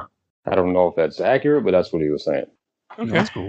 But I know the one you get from the jewels was pretty damn powerful. When I first saw it, I was like trying to dodge it because I didn't know if it came from my power up. I don't think I ever got it. It makes Dark Friar split into 4, and then they kind of like circle out. Okay, it's pretty useful. I didn't bother to get that many red jewels, I guess, then. I used the crap out of it in the mushroom area. Oh, yeah. I really don't like mushroom area. I got stuck there. I had to look up a guy because I just couldn't figure out where to go. Because you get an item, and you have to use this item on vines that are kind of broken to make the vines get longer. Yeah. Mm-hmm. And spider enemies are bullshit. The only reason I know that because I looked at the menu, looked at the mushroom to see the description that said that. I'm like, oh, I would have never figured out otherwise. Mm-hmm. That was nice, at least tells you, but I was looking for it because I was confused what the hell to do. It's a very odd dungeon with no boss, and I don't like it. Yeah, you have to keep on though. The design of it, like the visual design of it, but everything else about it, not a big fan. Again, more sadness. When you get to Teapot, you find out that Neil's parents are both dead, and he's talking to ghosts. Right, yeah. Which he seems to kind of brush off. Like, he doesn't really cover that, I feel, during the rest of the game. Yeah, he's just kind of like, you need to leave me alone. Will's like, quit being a little bitch about it. And then you leave. Yeah. You're kind of an asshole. Yeah, he takes over the company, and then that's it. And, and then Will, he's narrating to himself. He's like, there goes Neil just dealing with his bullshit again. So his parents are not real. God, man, get over your dead parents. It happened like 3 minutes ago. And then you see him later, and he's just like, yeah, sorry, I lost my cool. And Will's like, yeah, man, God, get it together. Right. And this is where your good buddy Eric has a really dumb comment. Man, I hope I don't get lost looking for the bathroom. Yeah. Some real groan-inducing characters in that game. Hey, Neil's parents is a better twist than the binary domain next week. Hey. I have a lot to say about that game when we get there.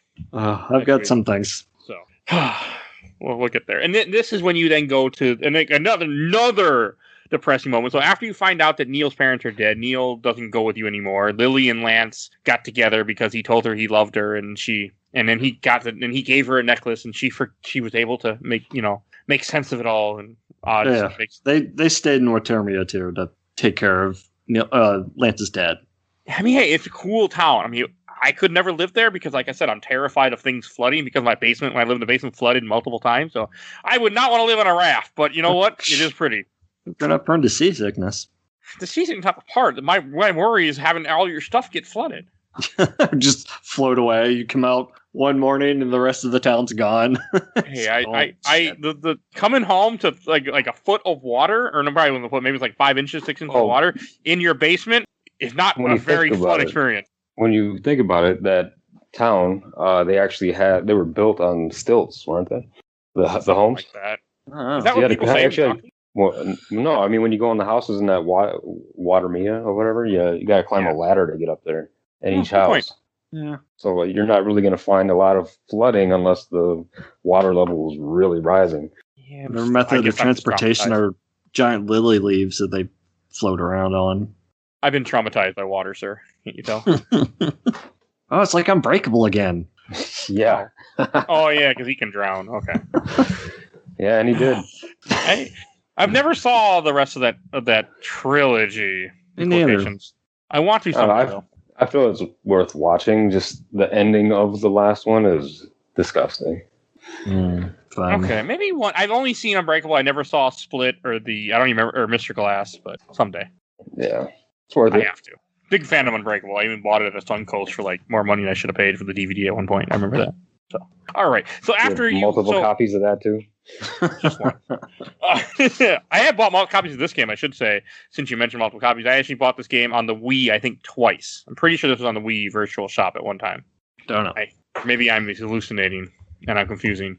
I was a little surprised it wasn't on the Switch. Like I was looking for it on there. Yeah, Illusion of Gaia. It's not. No, okay, it never went on the Wii. Never mind. I'm confused with other games. Yeah, it never got. I don't think it ever got re-released. Kind of surprised it wasn't on the SNES Mini. It's not a well-known game. I feel like I hear I mean, even though I never played it, I definitely heard about it before. You were friends with me. Well, yeah, but I tried to get you to play this game multiple times. I feel like I could have appreciated it more back then. I'm surprised I never got you to play this or Soul Blazer. Yeah, you never. As many games as you pushed on me, those were never ones I remember you pushing on me. Surprised. Okay. So after you do that, I think now it's just you and Kara is the team that you're with, and the pig is still alive for now. And this is when you go to the native village. I think you have Eric. No, I think Eric's gone too. No, wait, you're right. Never mind. Eric's with you. Eric's an idiot. He's gonna be that third wheel. Out of all your companions, I guess Eric has the least development, right? Mm-hmm. I don't remember anything about that guy. He doesn't do anything. He has red hair. Yeah, he doesn't do anything. This is when you go to the native village because you're trying to find where a lot of the slaves came from. Even though they just call them laborers in this game. And I feel like that was Nintendo's censorship on that one. For sure.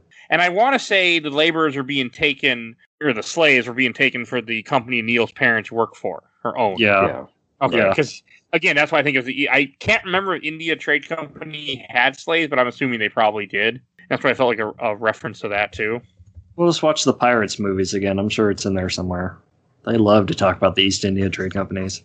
Yeah, okay, they did participate in the slave trade no matter what. So I really think that's what they were talking. To me, all I could think of was the East India Trade Company. Mm-hmm. Or East India Company, because it just, to me, it makes sense. Because they were a giant company back then. That's how I took it. But this part is really dark, where like they all come out. Like you go to rest in the house, and then you end up waking up, and they're like, "Oh, Hamlet, why are you touching me like that?" And all of a sudden, you get beat up and tied up by all these natives that are starving. Yeah, and forget Neil's stupid ghost parents. This is the most traumatizing part of the game, where Hamlet sacrifices himself by jumping into a fire to save you and your stupid friends. It works, though.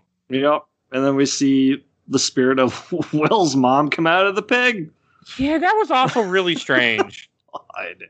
I did not get that. So I'm telling you, like story-wise, I want to say after the Great Wall, I just kind of started to turn the switch off. Like I didn't care about what was going on anymore at that point, and that's one reason why. I don't find this part that sad. I know a friend of mine who likes this game a lot. He's like, man, it's sad. I'm like, I didn't like the pig. So, I mean, you think they still would have? And who frees you? Does your mother when the spirit unties you? Yeah. Okay, because they were still gonna. I mean, they were probably still gonna eat you. Like, why wouldn't you eat you? Yeah, really. I already got you tied up. Yeah. It feels like a Jim Gaffigan bit explaining the plot. It's like, okay, you got your friends. One of them turns into a whale. What? And your mom's in a pig. What's happening? What? It's going to get weirder. Now, I'm not a big fan of Angkor Wat, the next dungeon you go to. Oh, yeah, because I think you go in the room and you find, you go to Angkor Wat. This dungeon has a lot of enemies. It has enemies that are very different. You have they're called zombies. I thought they were invincible, where they have a little head, they shoot at you. Mm-hmm. You have to hit the head enough, like 4 times, and then the body gets a health bar, you can hit the health. And I always thought they were just invincible at first.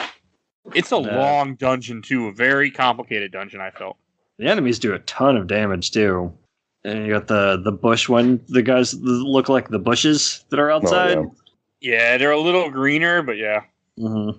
Oh, and I should say at some point, I don't remember when, but in this game, there is a dog named Turbo also, which is a reference to Soul Blazer. And every Quintet game has, well, at least the three of the trilogy have a dog named Turbo. Mm-hmm. Yeah, I can't remember where he is in this one. He's, I think after you get off the raft, the dog named Turbo outside that found you. Oh, yeah. Yep, you're right. In Soul Blazer, he's the mayor of a town. And I am not exaggerating. It's a much better character. Well, when humans become whales and moms come out of pigs, I mean, not that far-fetched. I don't know. Angkor Wat is just so long. It's one of those. It felt like it was just too long for. It felt like filler. I didn't like how long it was. Yeah, you get a lot of power ups, which is nice, but it's too long. I was definitely ready for the game to be over by this point. It's like, oh. Yeah, I mean, it didn't bother me too much, but it is longer than I like. And then I forget what item you get in there though. You get some item that you can then use. You get the Gorgon flower, but then you use to. There's 3 girls that were turned into stone in the little town earlier. Then you save them, and then they tell you to go somewhere else. I think because all this game involves like you have something that happens, and you find go here instead. Go here. You're just trying to. I think you're just trying to get all these mystic statues and get to the Tower of Babel. The whole point of the game. Mm-hmm. Oh, and also we should mention that we kind of we have talked throughout this episode about the red jeweler who you find these red jewelers throughout the game. Well, also you have to find the NPC. He's in every town, but he's a different NPC every time. You have to talk to him in order to get the upgrades from it. I didn't know you could actually use the gems in your inventory to send them to him one by one. Yep, I discarded a few of them because I didn't know that either before I found out. When I first used them, like very early on in the game, I did that, and I was like, "Oh shit, I wasted them." Like I didn't understand they were going to him at first. Mm-hmm. I mean, you don't get a lot of inventory spot, and they make you carry a bunch of items throughout the game. Yeah. Well, it doesn't really matter until you get to the pyramid when you get those tablets. Otherwise, the management isn't too hard. Unless you have a lot of herbs. I do like the point early in the game where they try to clear out some of it. The guy's like, "Hey, give me that prison key and that old song. You won't need them anymore." Okay. Is this Resident Evil? This item is no longer useful. Oh, one of the red jewels is hidden in a piece of grass in a corner. Also, like, it's just really weird stuff where these red jewels are. That's why, like I said, you will not find them unless you have a guide. Unless you're clicking on every little thing, which nobody is. Well, maybe somebody is. This isn't a point and click. And then you go to the. I like the pyramid. I think the pyramid is a good dungeon in the game. Okay. It's a bit long, but I did like it. This is where you also get. It's also funny. You go in the room at the top of the pyramid, and you talk to a guy. Who says, "Oh, hey, looks like there were tablets here." And I think, and you get Will's journal. When do you get Will's journal? I didn't have it, so I don't know. It was not in my inventory. I don't forget. Oh no, I think you get it from the when you get to Tao. Yes, you talk to a man. He gives it to you. How did you? You don't need it, I guess. You need to put up the tabs. I mean, I guess you don't have to have it. I guess if you know. No, I had to pull up a walkthrough that showed where they go. Okay, I was just able to read the journal and follow it like I was playing Uncharted, and it worked. That's what made me think it was Uncharted.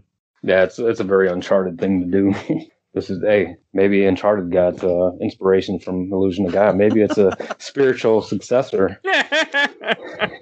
I missed the part where Nathan Drake uses a flute to bash enemies, though. I think Nathan's middle name is actually Will. Pretty sure it's Francis. It is Francis, isn't it? Francis Drake or something? Yeah, I think it is, yeah. Okay. And, like, the pyramid, okay, like, you go in this room, this guy tells you, but the guy disappears a little bit later after you start getting some of the tablets. So you see a little dark save point portal. This is when you get the best form you get, which is Shadow, which is just a glowing blue guy. Like a flaming ball of energy. Yeah, but they don't, and the weirdest thing is that they don't, like, you get an ability, but the way you get the ability is instead of giving you, like, ability to hold down A, they give you an item in your inventory that lets you pass through the ground. Yeah. Yeah. You can only pass through certain ground where there's more stone showing. It's odd. I just happened to pull up my inventory and saw the aura item. I'm like, oh, that's how you do that? That's weird. It sucks that they don't give you this character until the last dungeon. Yeah, I really wish he was earlier in the game. To bring up. Like, you get him for the last, 10% of the game or less? Mm-hmm. Less, probably. 5% or whatever it is. Like, that's this dungeon in the refights. And you can see the whole time, like when you're going into the dark spaces, you see the spot where Guy is, you see the spot where Frieden is, And then you always see that third spot, and like you know you're getting something else. It's like, well, when is this shit happening? Way and too it doesn't late. happen until way at the end of the game. So yeah, that was kind of a waste on that one. Yeah, like the whole time I was playing the game, I felt like, oh man, this would be so much cooler if I had a couple more things I could transform into. Not in the sense of Ape Escape, but like a couple more. And you don't get it till in the game. Guy's like, here's your final upgrade. It's the heart ring, so you can be like Mati. Thanks, Gaia. I don't get this reference. Captain Planet. Yeah. Wheeler's got fire and he gets heart. Like, that's fair. Yeah. Well, the show sucks, so what do you expect? Hey, you take that back. Well, my powers combined, I'm going to kick your ass. Unless you throw pollution on me. Oh, he hit me with a sheet of paper and he crumpled up. Oh, I'm not going to be okay. A crushed can. I feel like a crushed can would have hurt him, wouldn't it? Yeah, maybe it's pollution, right? Just pick up a can and drop it on the ground. Just right in front of him, you crush a can and throw it on the ground. He just holds his chest like, oh. Who would have thought we were going to talk about Captain Planet on this episode? Or did you know, like, when you think of Duke Nukem, you think of a guy killing aliens, but there's actually Duke Nukem and Captain Planet. Yeah. Oh, yeah, yep. There's two. Wouldn't that be against copyright, though? I don't know. I'd like to see how that legal battle went. Yes, and apparently not very well because he's still on the show. But then again, maybe nobody cares. All right. Well, I think he predated the other Duke, the video game Duke Nukem. But I don't know. That's a question that. We'll ask Adam about that. He's got an in for us. All right, so. Man, I can't believe I'm looking this up right now to find out your answer. Are you looking it up? I am. God. You're saving me the research. Great. I'm trying to find the year of Duke Nukem in gaming. It is not working out very well on Captain Planet. Oh, the gaming one should have been the early 90s, and he would have been somewhere in the 80s. So okay. Yeah, Captain Planet came out when? Like around 1990? Duke probably. I think even all the games came out. I think so. I don't know about that. I thought it was very early 90s, and the Duke Nukem was like a couple years, or the games were a couple years after. I can't find anything. I found he's in season 1 through 3, and I found the name of the first episode, but I can't find a year, and I don't really want to start going through all these episodes to find out stuff like that. After this podcast, I'm digging that shit up. Captain Planet was 1990. Yeah, see, that's what I thought. And then Duke Nukem, the games were probably like, what, 92-ish on PC? I thought they were earlier than that. I'm sorry, 91. listeners. We ended up on a thing we were not looking for. Captain Planet was 1990. Duke Nukem was 1991. Okay. Ooh, so we have it. There we go. It from Close that loop. All right. So we were supposed to be talking about Illusion of a Gaia for the people that are still here listening to us. Now that we solved that mystery. The pyramid is a very unique dungeon because you're going down through the floor, and you have to get these 6 tablets, which are in different hallways. You can kind of do them in somewhat a different order, but you do need a certain ability from one of them, I think, or something. I got stuck, and I had to go through and follow the guide a little bit. I did it all in order. I went from the first door all the way to the 6th. Okay, you can do that. I started on the right side, which you're not supposed to do, by the way. All right. Like, I don't think it actually really matters because as long as you're using the correct transformation. I had to hit a switch in a different one that activated a bridge on the other one. I think I just went through them randomly. No, there is one you have to do something differently, but it's only one. And there's a couple rooms where you actually have to switch off between Will and Shadow to actually get some red jewels. Which is annoying. You have to do it just to succeed, too. To get through it, you have to have Will for one or two of them. Yeah, you have to, like, specifically, Will be better for some. Like, you have to use him for some. Shadow others, like Friedan, you can actually go through all of them without using him. Unless it's the last one. The 6th door, I think you can actually use them, but you don't have to. Okay. 5th door, 6th door, I don't remember how many doors there were. There's 6. Yeah. 6 doors, 6 tablets. It's odd. I could have done with it. I like because you get a chance to use Shadow. I think it's a cool thing. But I think it was the grand finale of you actually using different transformations to get a sole purpose done. So I kind of like how they actually pulled it off. And then you finally get that 3rd transformation, so it gives you more use out of it too. So I don't know, I think they were really trying to vary it up at that point. And then after you get all 6 of them, you get that final story you've been waiting for. The Jackal comes back. So you go up there to put all 6 in this. You haven't heard of for a while because in-between period. Like anytime you hit a town, you might hear a little something about them, but that's as far as it goes. I think when you're in Neil's parents' house, there's like a telegram or whatever that just has the symbol on it, and that's the last you heard of it. I think Neil brings it up too, doesn't he? He's like, some guy asking about you around town or something. Yeah, it is referenced. If you talk to certain NPCs, it's referenced in a couple different towns. Weird. Yeah. But then you finally get to meet him. And he's just a guy with a turban. I thought it was his hair. Could have swore his hair, not turban. I thought it was a turban and a cape. I'm going to look him up. It's definitely a cape. Yeah, definitely a cape, but I thought it was his hair, red hair. I didn't think it was a... He had purple hair, didn't he? Well, he turns all red here in a second. He has no hair after that. I can't find... It's weird. When I look up this game, I can't find a lot of things. Nope, I found him. He has red hair. That's not a turban. Is it a turban? Wow. I thought it was a turban. I don't know. Maybe you're right. Here, I'll post for all you listeners out there, I'm posting a screenshot in the Skype chat that none of you can see. Welcome back to the Sprite chat. Yep, back to that's okay, totally so looking at him, okay, for those that, if you're curious, if you search Jackal on Google and put Illusion of God, you might find a screenshot, but you haven't played this game, you have no idea what you're talking about, so. Okay, that definitely is like orangish red. I could have sworn. Yeah, maybe that might be hair. And when you go in this place, one of the scriptures that you read, or somebody says something where the room is booby-trapped, don't make a sound. Yeah, it's some voice that, I don't know if it's supposed to be Will's mom again. Yeah, he definitely hears a voice like, hey, played the song. I think it's his mom. So you play a song, and it activates a fire trap that doesn't hurt you, but it lights the other guy on fire. Yeah. I think it can if you're, unless you move, I think it can. Like, I actually moved out of the way before I did it. So I don't know. But okay, I wasn't standing. I thought I was in the top left corner. I thought you automatically were in the top left corner. The guide was like, move out of the way before you play the song. Oh, so maybe you can get burned then. Damn, I would have liked to have seen that. But like Rich said earlier, this is the coolest part where Jackal's just on fire, crawling along the ground. It's very gruesome. So it was like a action movie ending to the big main bad guy that you only see for 2 seconds. Yeah, there it is. Like it's kind of weird because he's built up throughout the entire game as hunting you, but you don't actually fight him. I mean, I wish there was more build up for that, because you just hear the little hints here and there, but it's very like much so in the background. It should have been a lot more in the forefront, and then this big build up, and then you finally see him. When he actually shows up, it's like, oh, that guy. Yeah, I remember they kind of mentioned something about him. Mm-hmm. Yeah, I would have liked to fight him. I wish there was a boss fight for him. Well, again, I mean, you get Shadow very late in the game. You see this guy for 0.2 seconds. It's almost as if the development was rushed at that point. Yeah. I can see that. I could definitely see them rushing it at some point just because it wasn't run out of time or whatever. We gotta wrap this game up. I gotta wrap it up.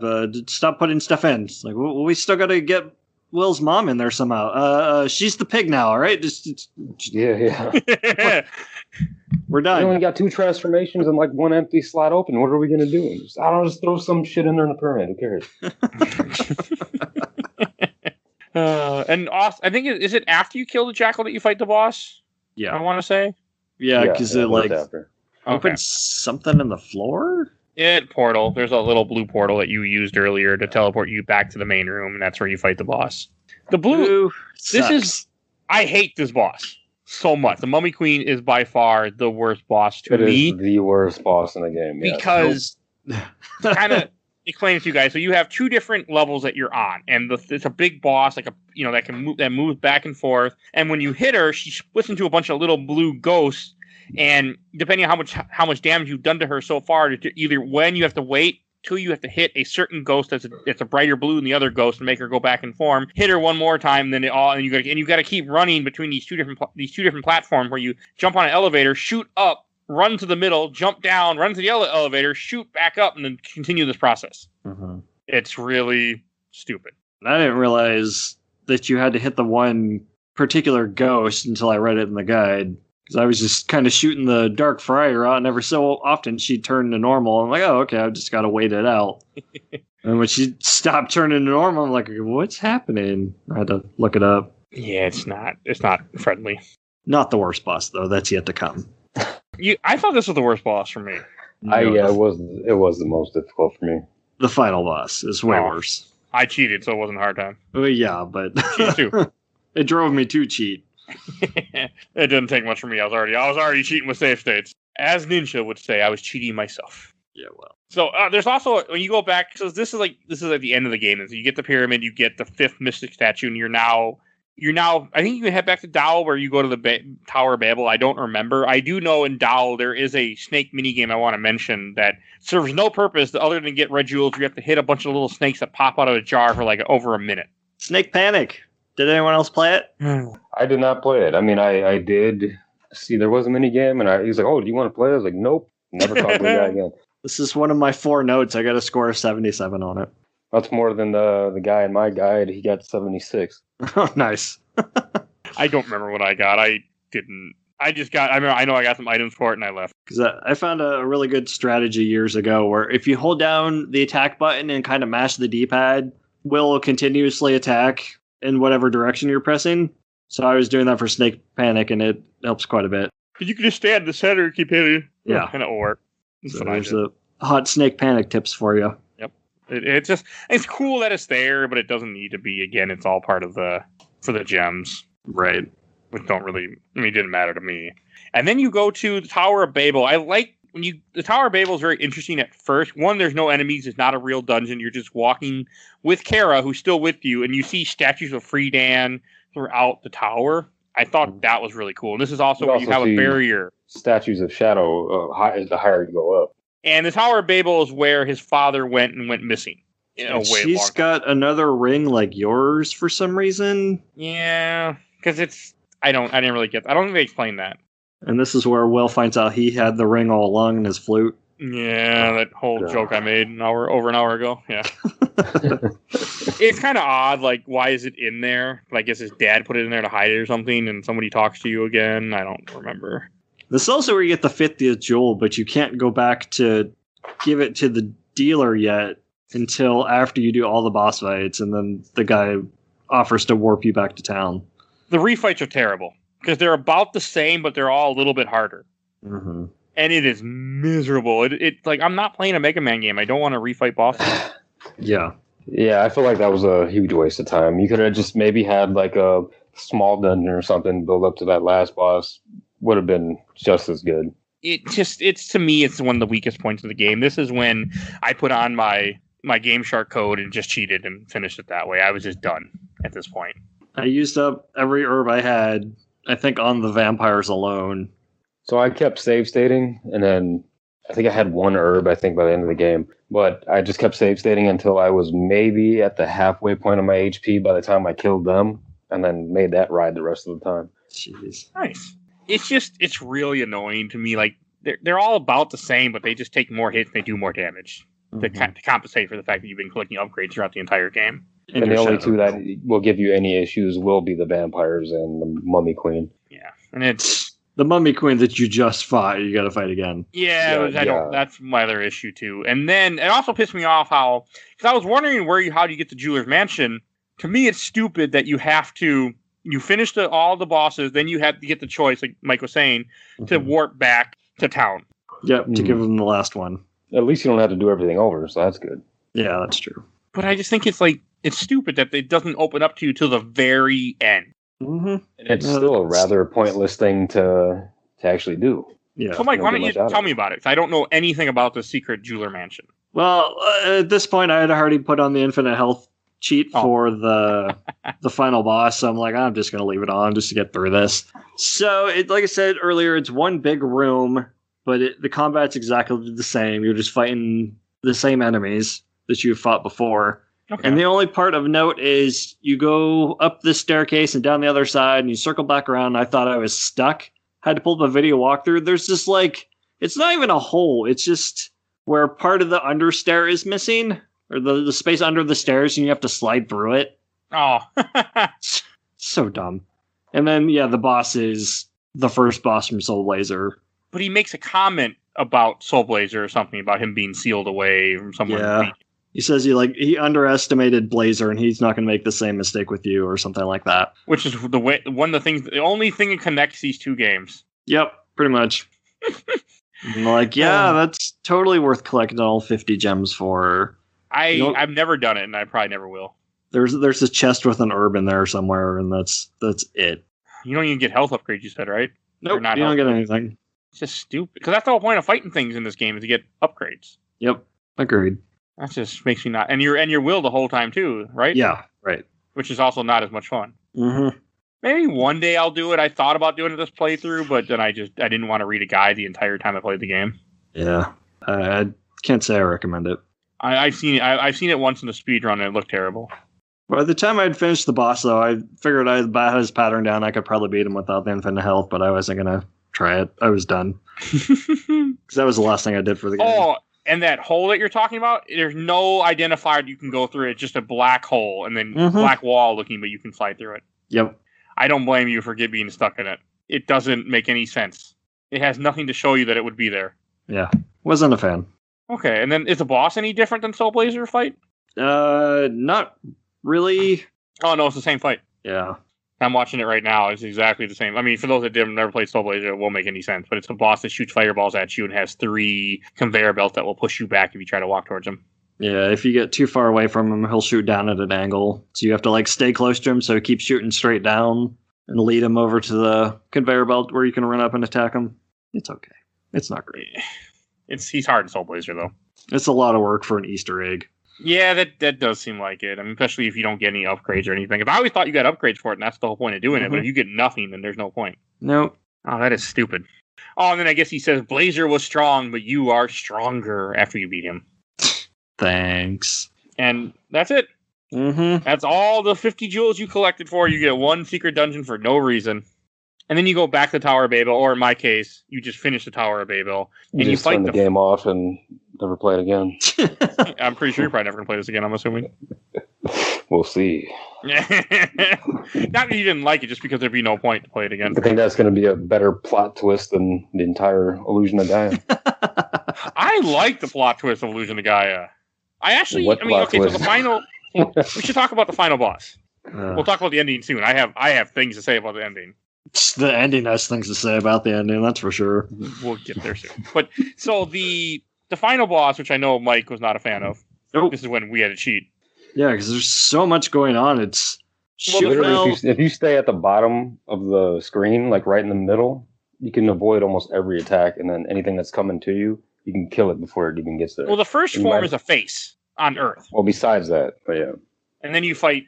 Oh, and also the name of the boss is called Dark Gaia, which is a reference, in ActRage and everything else. I think you're called. I can't remember in ActRage you're called Gaia. Or I know in Terranigma, and I know not in Soul Blazer, but Gaia is referenced in both of those. Mm-hmm. In this game, and is also referenced where Dark Gaia is essentially the devil, and Gaia essentially is God, and the person talking to you is Gaia, which is supposed to be God taking over a statue. And that's how one YouTuber says ActRaiser is kind of uncommon because you take over a statue. So why are your forms dark then if you're fighting Dark Gaia? I got nothing.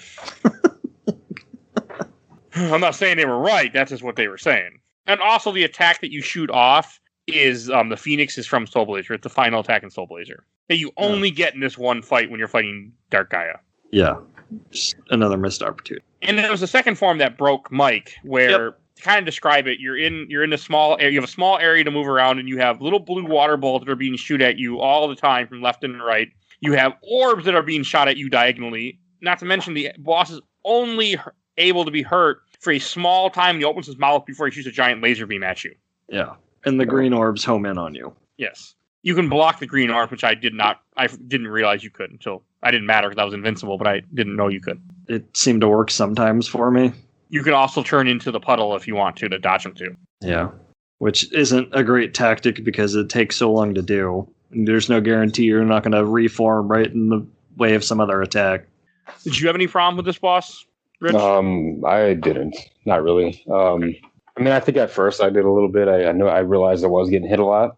But then when I read that you could just sit in the middle and kind of kill things off as they come to you and just block when the orbs come, it wasn't too difficult on that end. Okay. Guess I should have read the guide. I looked up the guide. If I didn't, I would have been moving all over the place and trying to dodge everything, and literally staying in one spot was the trick to it. I couldn't get hurt because I was cheating at this point. But yeah. I just didn't. Again, it was one of those things. It's it just didn't matter to me anymore. Yeah, I was ready for the game to be done, so I'm like, I'm not going to torture myself. And then you get the ending. I like the ending. The ending is confusing. First question I have before we get into ending spoilers: did you watch the entire ending to where after the credits? I did, yeah. I can't remember. I think I did. We'll find out when we get there. So the ending, they're on a moon, or they're on somewhere overlooking the Earth, talking to spirits. I think Will's dad or something. Mm-hmm. And it ends up talking about how his mom's in there too. I think his mom might make an appearance in there too. Okay, yeah, there are multiple little fireballs. Well, yeah, and continue. They end up talking. They tell him that this comet comes every so many years, but they defeated the evil of the comet, and every time the comet come, the continents would shift. So as you see this comet coming, it shows like a map of the planet, and it shows the planet changing, and then it ends up looking like our planet, our Earth, where the comet. And because they defeated the comet, it changed the way, and then and I think they think they're going to die. Like Will and Carol, like we won't exist anymore, and it's partly true. Like they're not who they were. Like the Earth changes because of what they did, and they're sent back to Earth, but they aren't themselves anymore. And then the world starts to modernize. There's no more Pangea. It is so cool to me because it kind of like, because this happened, they have some conversation about it, about what they did, and they're scared. Like I think they kiss each other, they hold each other, like we're, I don't want to forget you. Like it's kind of sad. Right. I mean, again, the whole game is dark. There is that. And then probably one of the most emotional moments that you can actually care about in the game. Yeah, and it's like buildings replace, the forest and. Well, and we never mentioned this either. There was like a vision or somebody told Will that he was part of something like that, and you actually see the layout of the future. And when it comes to like cities and all that, the game kind of warns you this is where you're going. Okay, I don't remember that. Yeah, there's a certain point. I can't remember exactly which point, but it's there. Okay.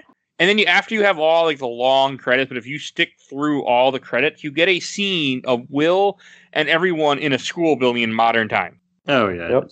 You start in school and you end in school. Really cool. And I know when I first saw this, I thought it was so cool to see him wearing a backpack in school and all his friends come running up to him. I'm like, oh God, he's in the real world now, or he's in the 90s, and I just got so happy. I mean, now or when you were a kid? I liked it when I was a kid. I beat this game when we found emulation, so high school. Oh, really? Okay.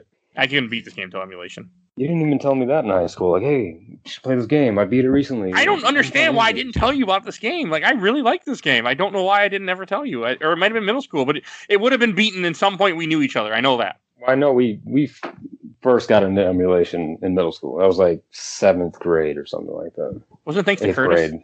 I'm surprised you remember his name. Holy shit. I'm surprised that memory was still there because that guy has no meaning to anything. He introduced us to QualityRoms.com. Yeah. He bought in the SNES emulator. Like, he's like, you can play them on a computer, right? I'm like, what? And that was it from then on. QualityRoms does not exist anymore, by the way. I wonder if that guy's still alive. Like, I know I looked for him a couple times on Facebook. I couldn't find anything. I still remember his last name. Obviously, I'm not going to say it, but I still remember his last name. I'm not going to say it. QualityRoms.com is gone. Not surprised. I don't use any of the ROM sites I did back then. Most of them don't exist anymore. Mm-hmm. Yeah, it's all gone. Oh, and to tell the quick story of when I bought this game, I remember we were at a video game store that doesn't exist anymore next to McDonald's, and I remember seeing this game on the shelf, and I was so excited because it had the box and everything, and I was like, oh man, I've always wanted to fit, because I used to rent this game, and I remember being so excited when I bought it. Unfortunately, I didn't keep the box, but I didn't keep Super Nintendo boxes back then, like an idiot. They're too flimsy. Yeah, I regret that though a lot now. Yeah, just like having Chrono Trigger here and no box with it. It sucks. Oh, I have Final Fantasy 3, Chrono Trigger, and Final Fantasy 2 all right above me on my desk right now. But I have Final Fantasy 3 and Trigger right next to them, so next to each other on my shelf. All right, that about wraps up this part of the episode. Any lessons to say about Losing Gaia before we go to the couple questions I forgot to ask for until we started recording? Again? Yeah. It's only on Rich's episodes, I guess. I'm noticing I did an Ape Escape too. I remember. Oh, wow. You remember Chrono Trigger, though. Big surprise. Mm-hmm. Yeah, right. But no, I have nothing to say. Okay. The ending's super chatty. It is. I got like 3, so I'll read all 3. First from the Super Nintendo Super Group, because I only posted this an hour ago, so thank you for somewhat comedy quickly. Apologize for anyone else that don't get your questions read. I'm normally better at this. Normally. I don't know what the hell. Start setting reminders for yourself, man.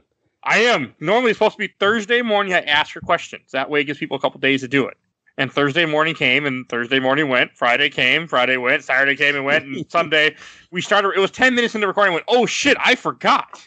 So, all right, from James Seeley, one of the best SNES games in my opinion. I don't disagree with you, sir.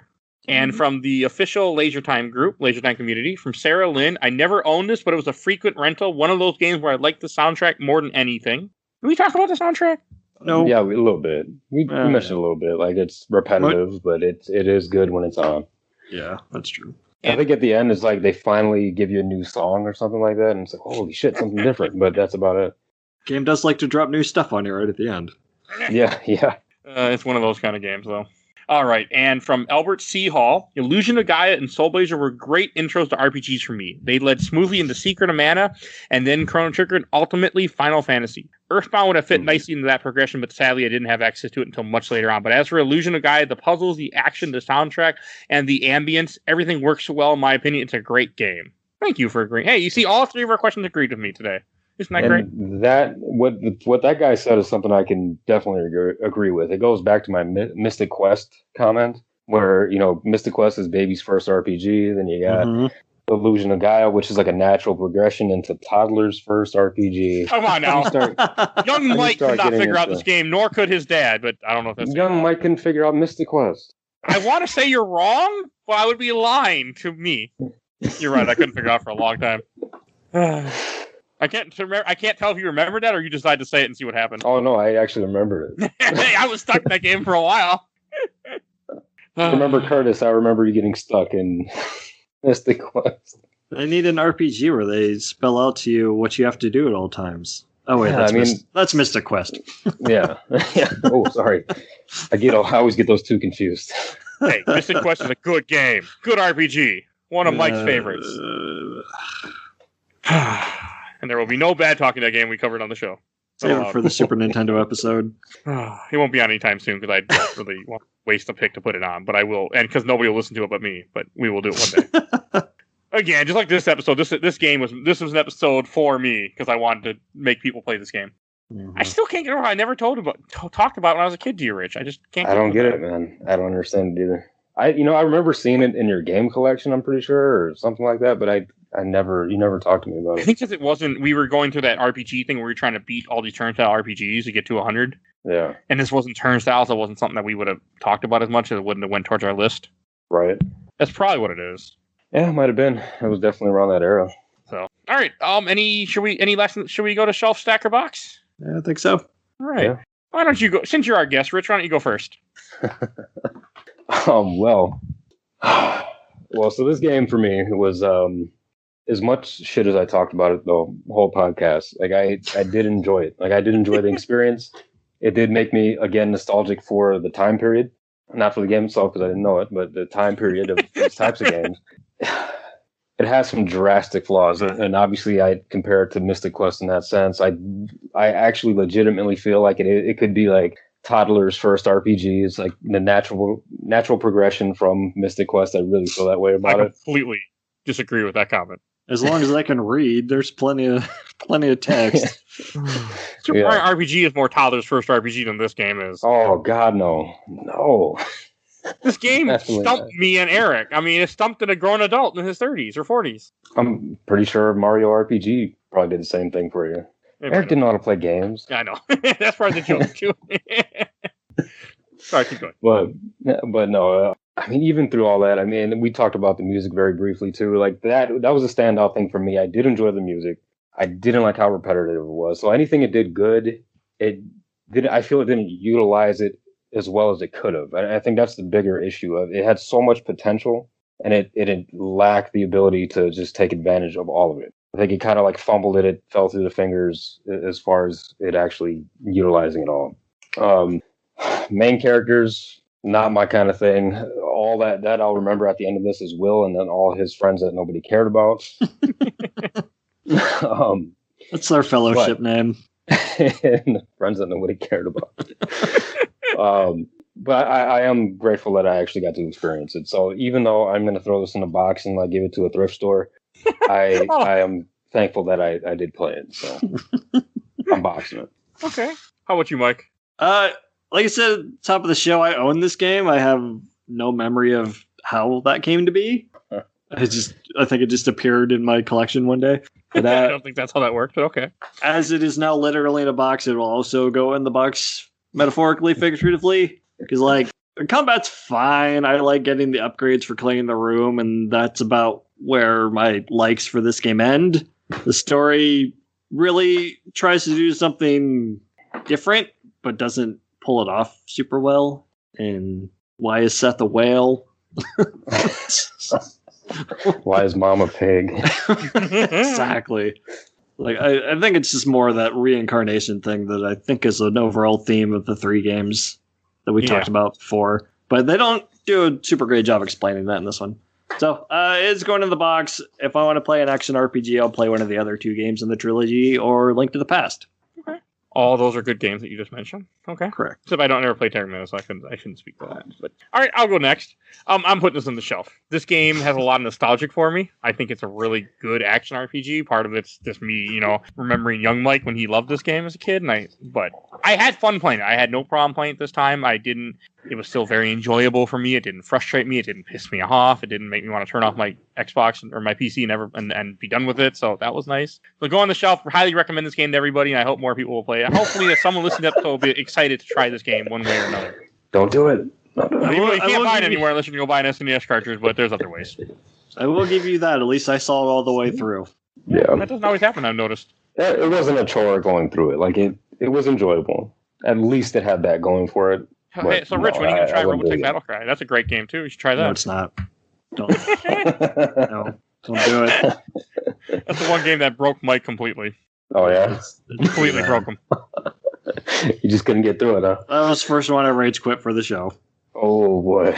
It's a bad game. I mean, I shelved it because I love Robotech, but it's not a good game. You guys both still shelved it, but He burned it, yeah. So, all right, that's I didn't know. I didn't expect to be 1 shelf and 2 box for this title, but I'm not surprised. I kind of got that vibe really early on in the episode. I did too, but not when I went into this. Halfway through the game, like, I was like, you know what? I can maybe stack this at least. I knew for sure I wasn't going to shelf it, but I was like, maybe I can stack this, and then it steadily declined for me. I was like, you know what? Probably gonna have to go in the box. Well, I'll have to bring you back when we do Soul Blazer next season. Yeah, because I've never touched that one. I think Soul Blazer is better. Soul Blazer is just longer, so that's why I went with Illusion of Gaia at the time. Mm-hmm. But I really want to play Soul Blazer now for the show. Yeah, again, another game for us. It'd be interesting to see if your predictions are right on that one too. And Terra Enigma is the 3rd game of the series, which we'll probably do. We're talking about doing the season after, which none of us have played before because it never came to America. Interesting. I've been meaning to for years, but I never got around to it. So I'll be excited. I started it at one point, but I didn't make it super far. Maybe an hour. It's a longer game too. Yeah. Soul Blazer is really simple and very interesting. And no one turns into a whale. No, there are no whales. There are dogs, but no whales. Oh, there's plenty of talking animals. And snails. Snail pie. All right. No living snails. And Mike, since it is your pick next week, why don't you introduce what we're talking about? We're going to come back and talk more about Captain Planet because I think that was everyone's favorite part of this episode. There are Captain Planet games, by the way. Yeah, we're not playing those. No, we are playing Binary Domain, and it's more Mike's pick than it was mine. You put it on the show, though. I did put it on the show, but it was your fault. I know. I talked up that game. Just like you did Illusion of Gaia. See where that got us. Hey, there's a Captain Planet game on NES, though. It's absolutely garbage. Is that the only one? Was there more? I think there was one on the Master System or the Genesis, maybe. There's one on the Amiga. I don't think they're any better. There's one on There's one on the Sega Mega Drive, so Sega Genesis for sure. Yeah. I'm looking through them right now, but yeah, I don't know. I don't want to play them. Nope, that's not happening. I'm sure they're terrible because it's Captain Planet. It can't be good. I don't think it was LJN, but it was of their quality. Oh, God. Covered a couple of LJNs on the show. At least one I had to cover, unfortunately. All right, I don't think there's anything else to say. Let's wrap up this episode. I want to thank everyone for listening. If you enjoyed this episode, we do tons of other games. I don't really know anyone to completely plug off this one. We've done another SNES RPG. We did Chrono Trigger episode 100. Go check that out. I don't know what else we've done for SNES yet. Link to the Past was 50. With Jeff Cork. Mm-hmm. Yeah. That's I think all I can think of. So if you enjoyed this episode, please go check out others. We do movies, we do comics. We're going through the MCU, and we should be releasing Civil War next month. I forgot. Yeah, like you won't hear it by now. Go check out everything from Ant-Man before is out. So definitely check those out. And want to give a shout out to our awesome intro and outro, courtesy of Bubby, aka Mike Stoney from his EP Bite the Bullet songs Cool Kid Squad. Definitely go check him out on YouTube. You'll see a link in the show notes. And go play this game. You can't buy it, but you can go play it. Go play it. It's a good game. They're wrong when they put this in the box. It's a really good action RPG. It's not just nostalgia talking. It's a good game. Mm-hmm. Sure, it's not. I'm pretty sure it is. But hey, go play it anyway. It needs more love. You'll be surprised. Maybe happy. I don't know about that part. Send us your snail pie recipes. Oh, yeah. God, that's going to get violent. Don't do that. No. All right. I want to thank everyone for listening. And please follow us on Facebook, Instagram, Twitter, and YouTube. We are on YouTube finally. It only took me, almost 2 years of the show being around before I got on YouTube? Pretty close. And we have as the time of this recording, we have 77 subscribers. I'm 23 away from getting my custom URL. So please subscribe. You don't need to listen to it on YouTube. It's the same episode. Just subscribe. Help me out. You need more subscribers. And that's all we got. We will see you next week with Binary Domain, guys. Bye, everybody. Bye-bye. Bye.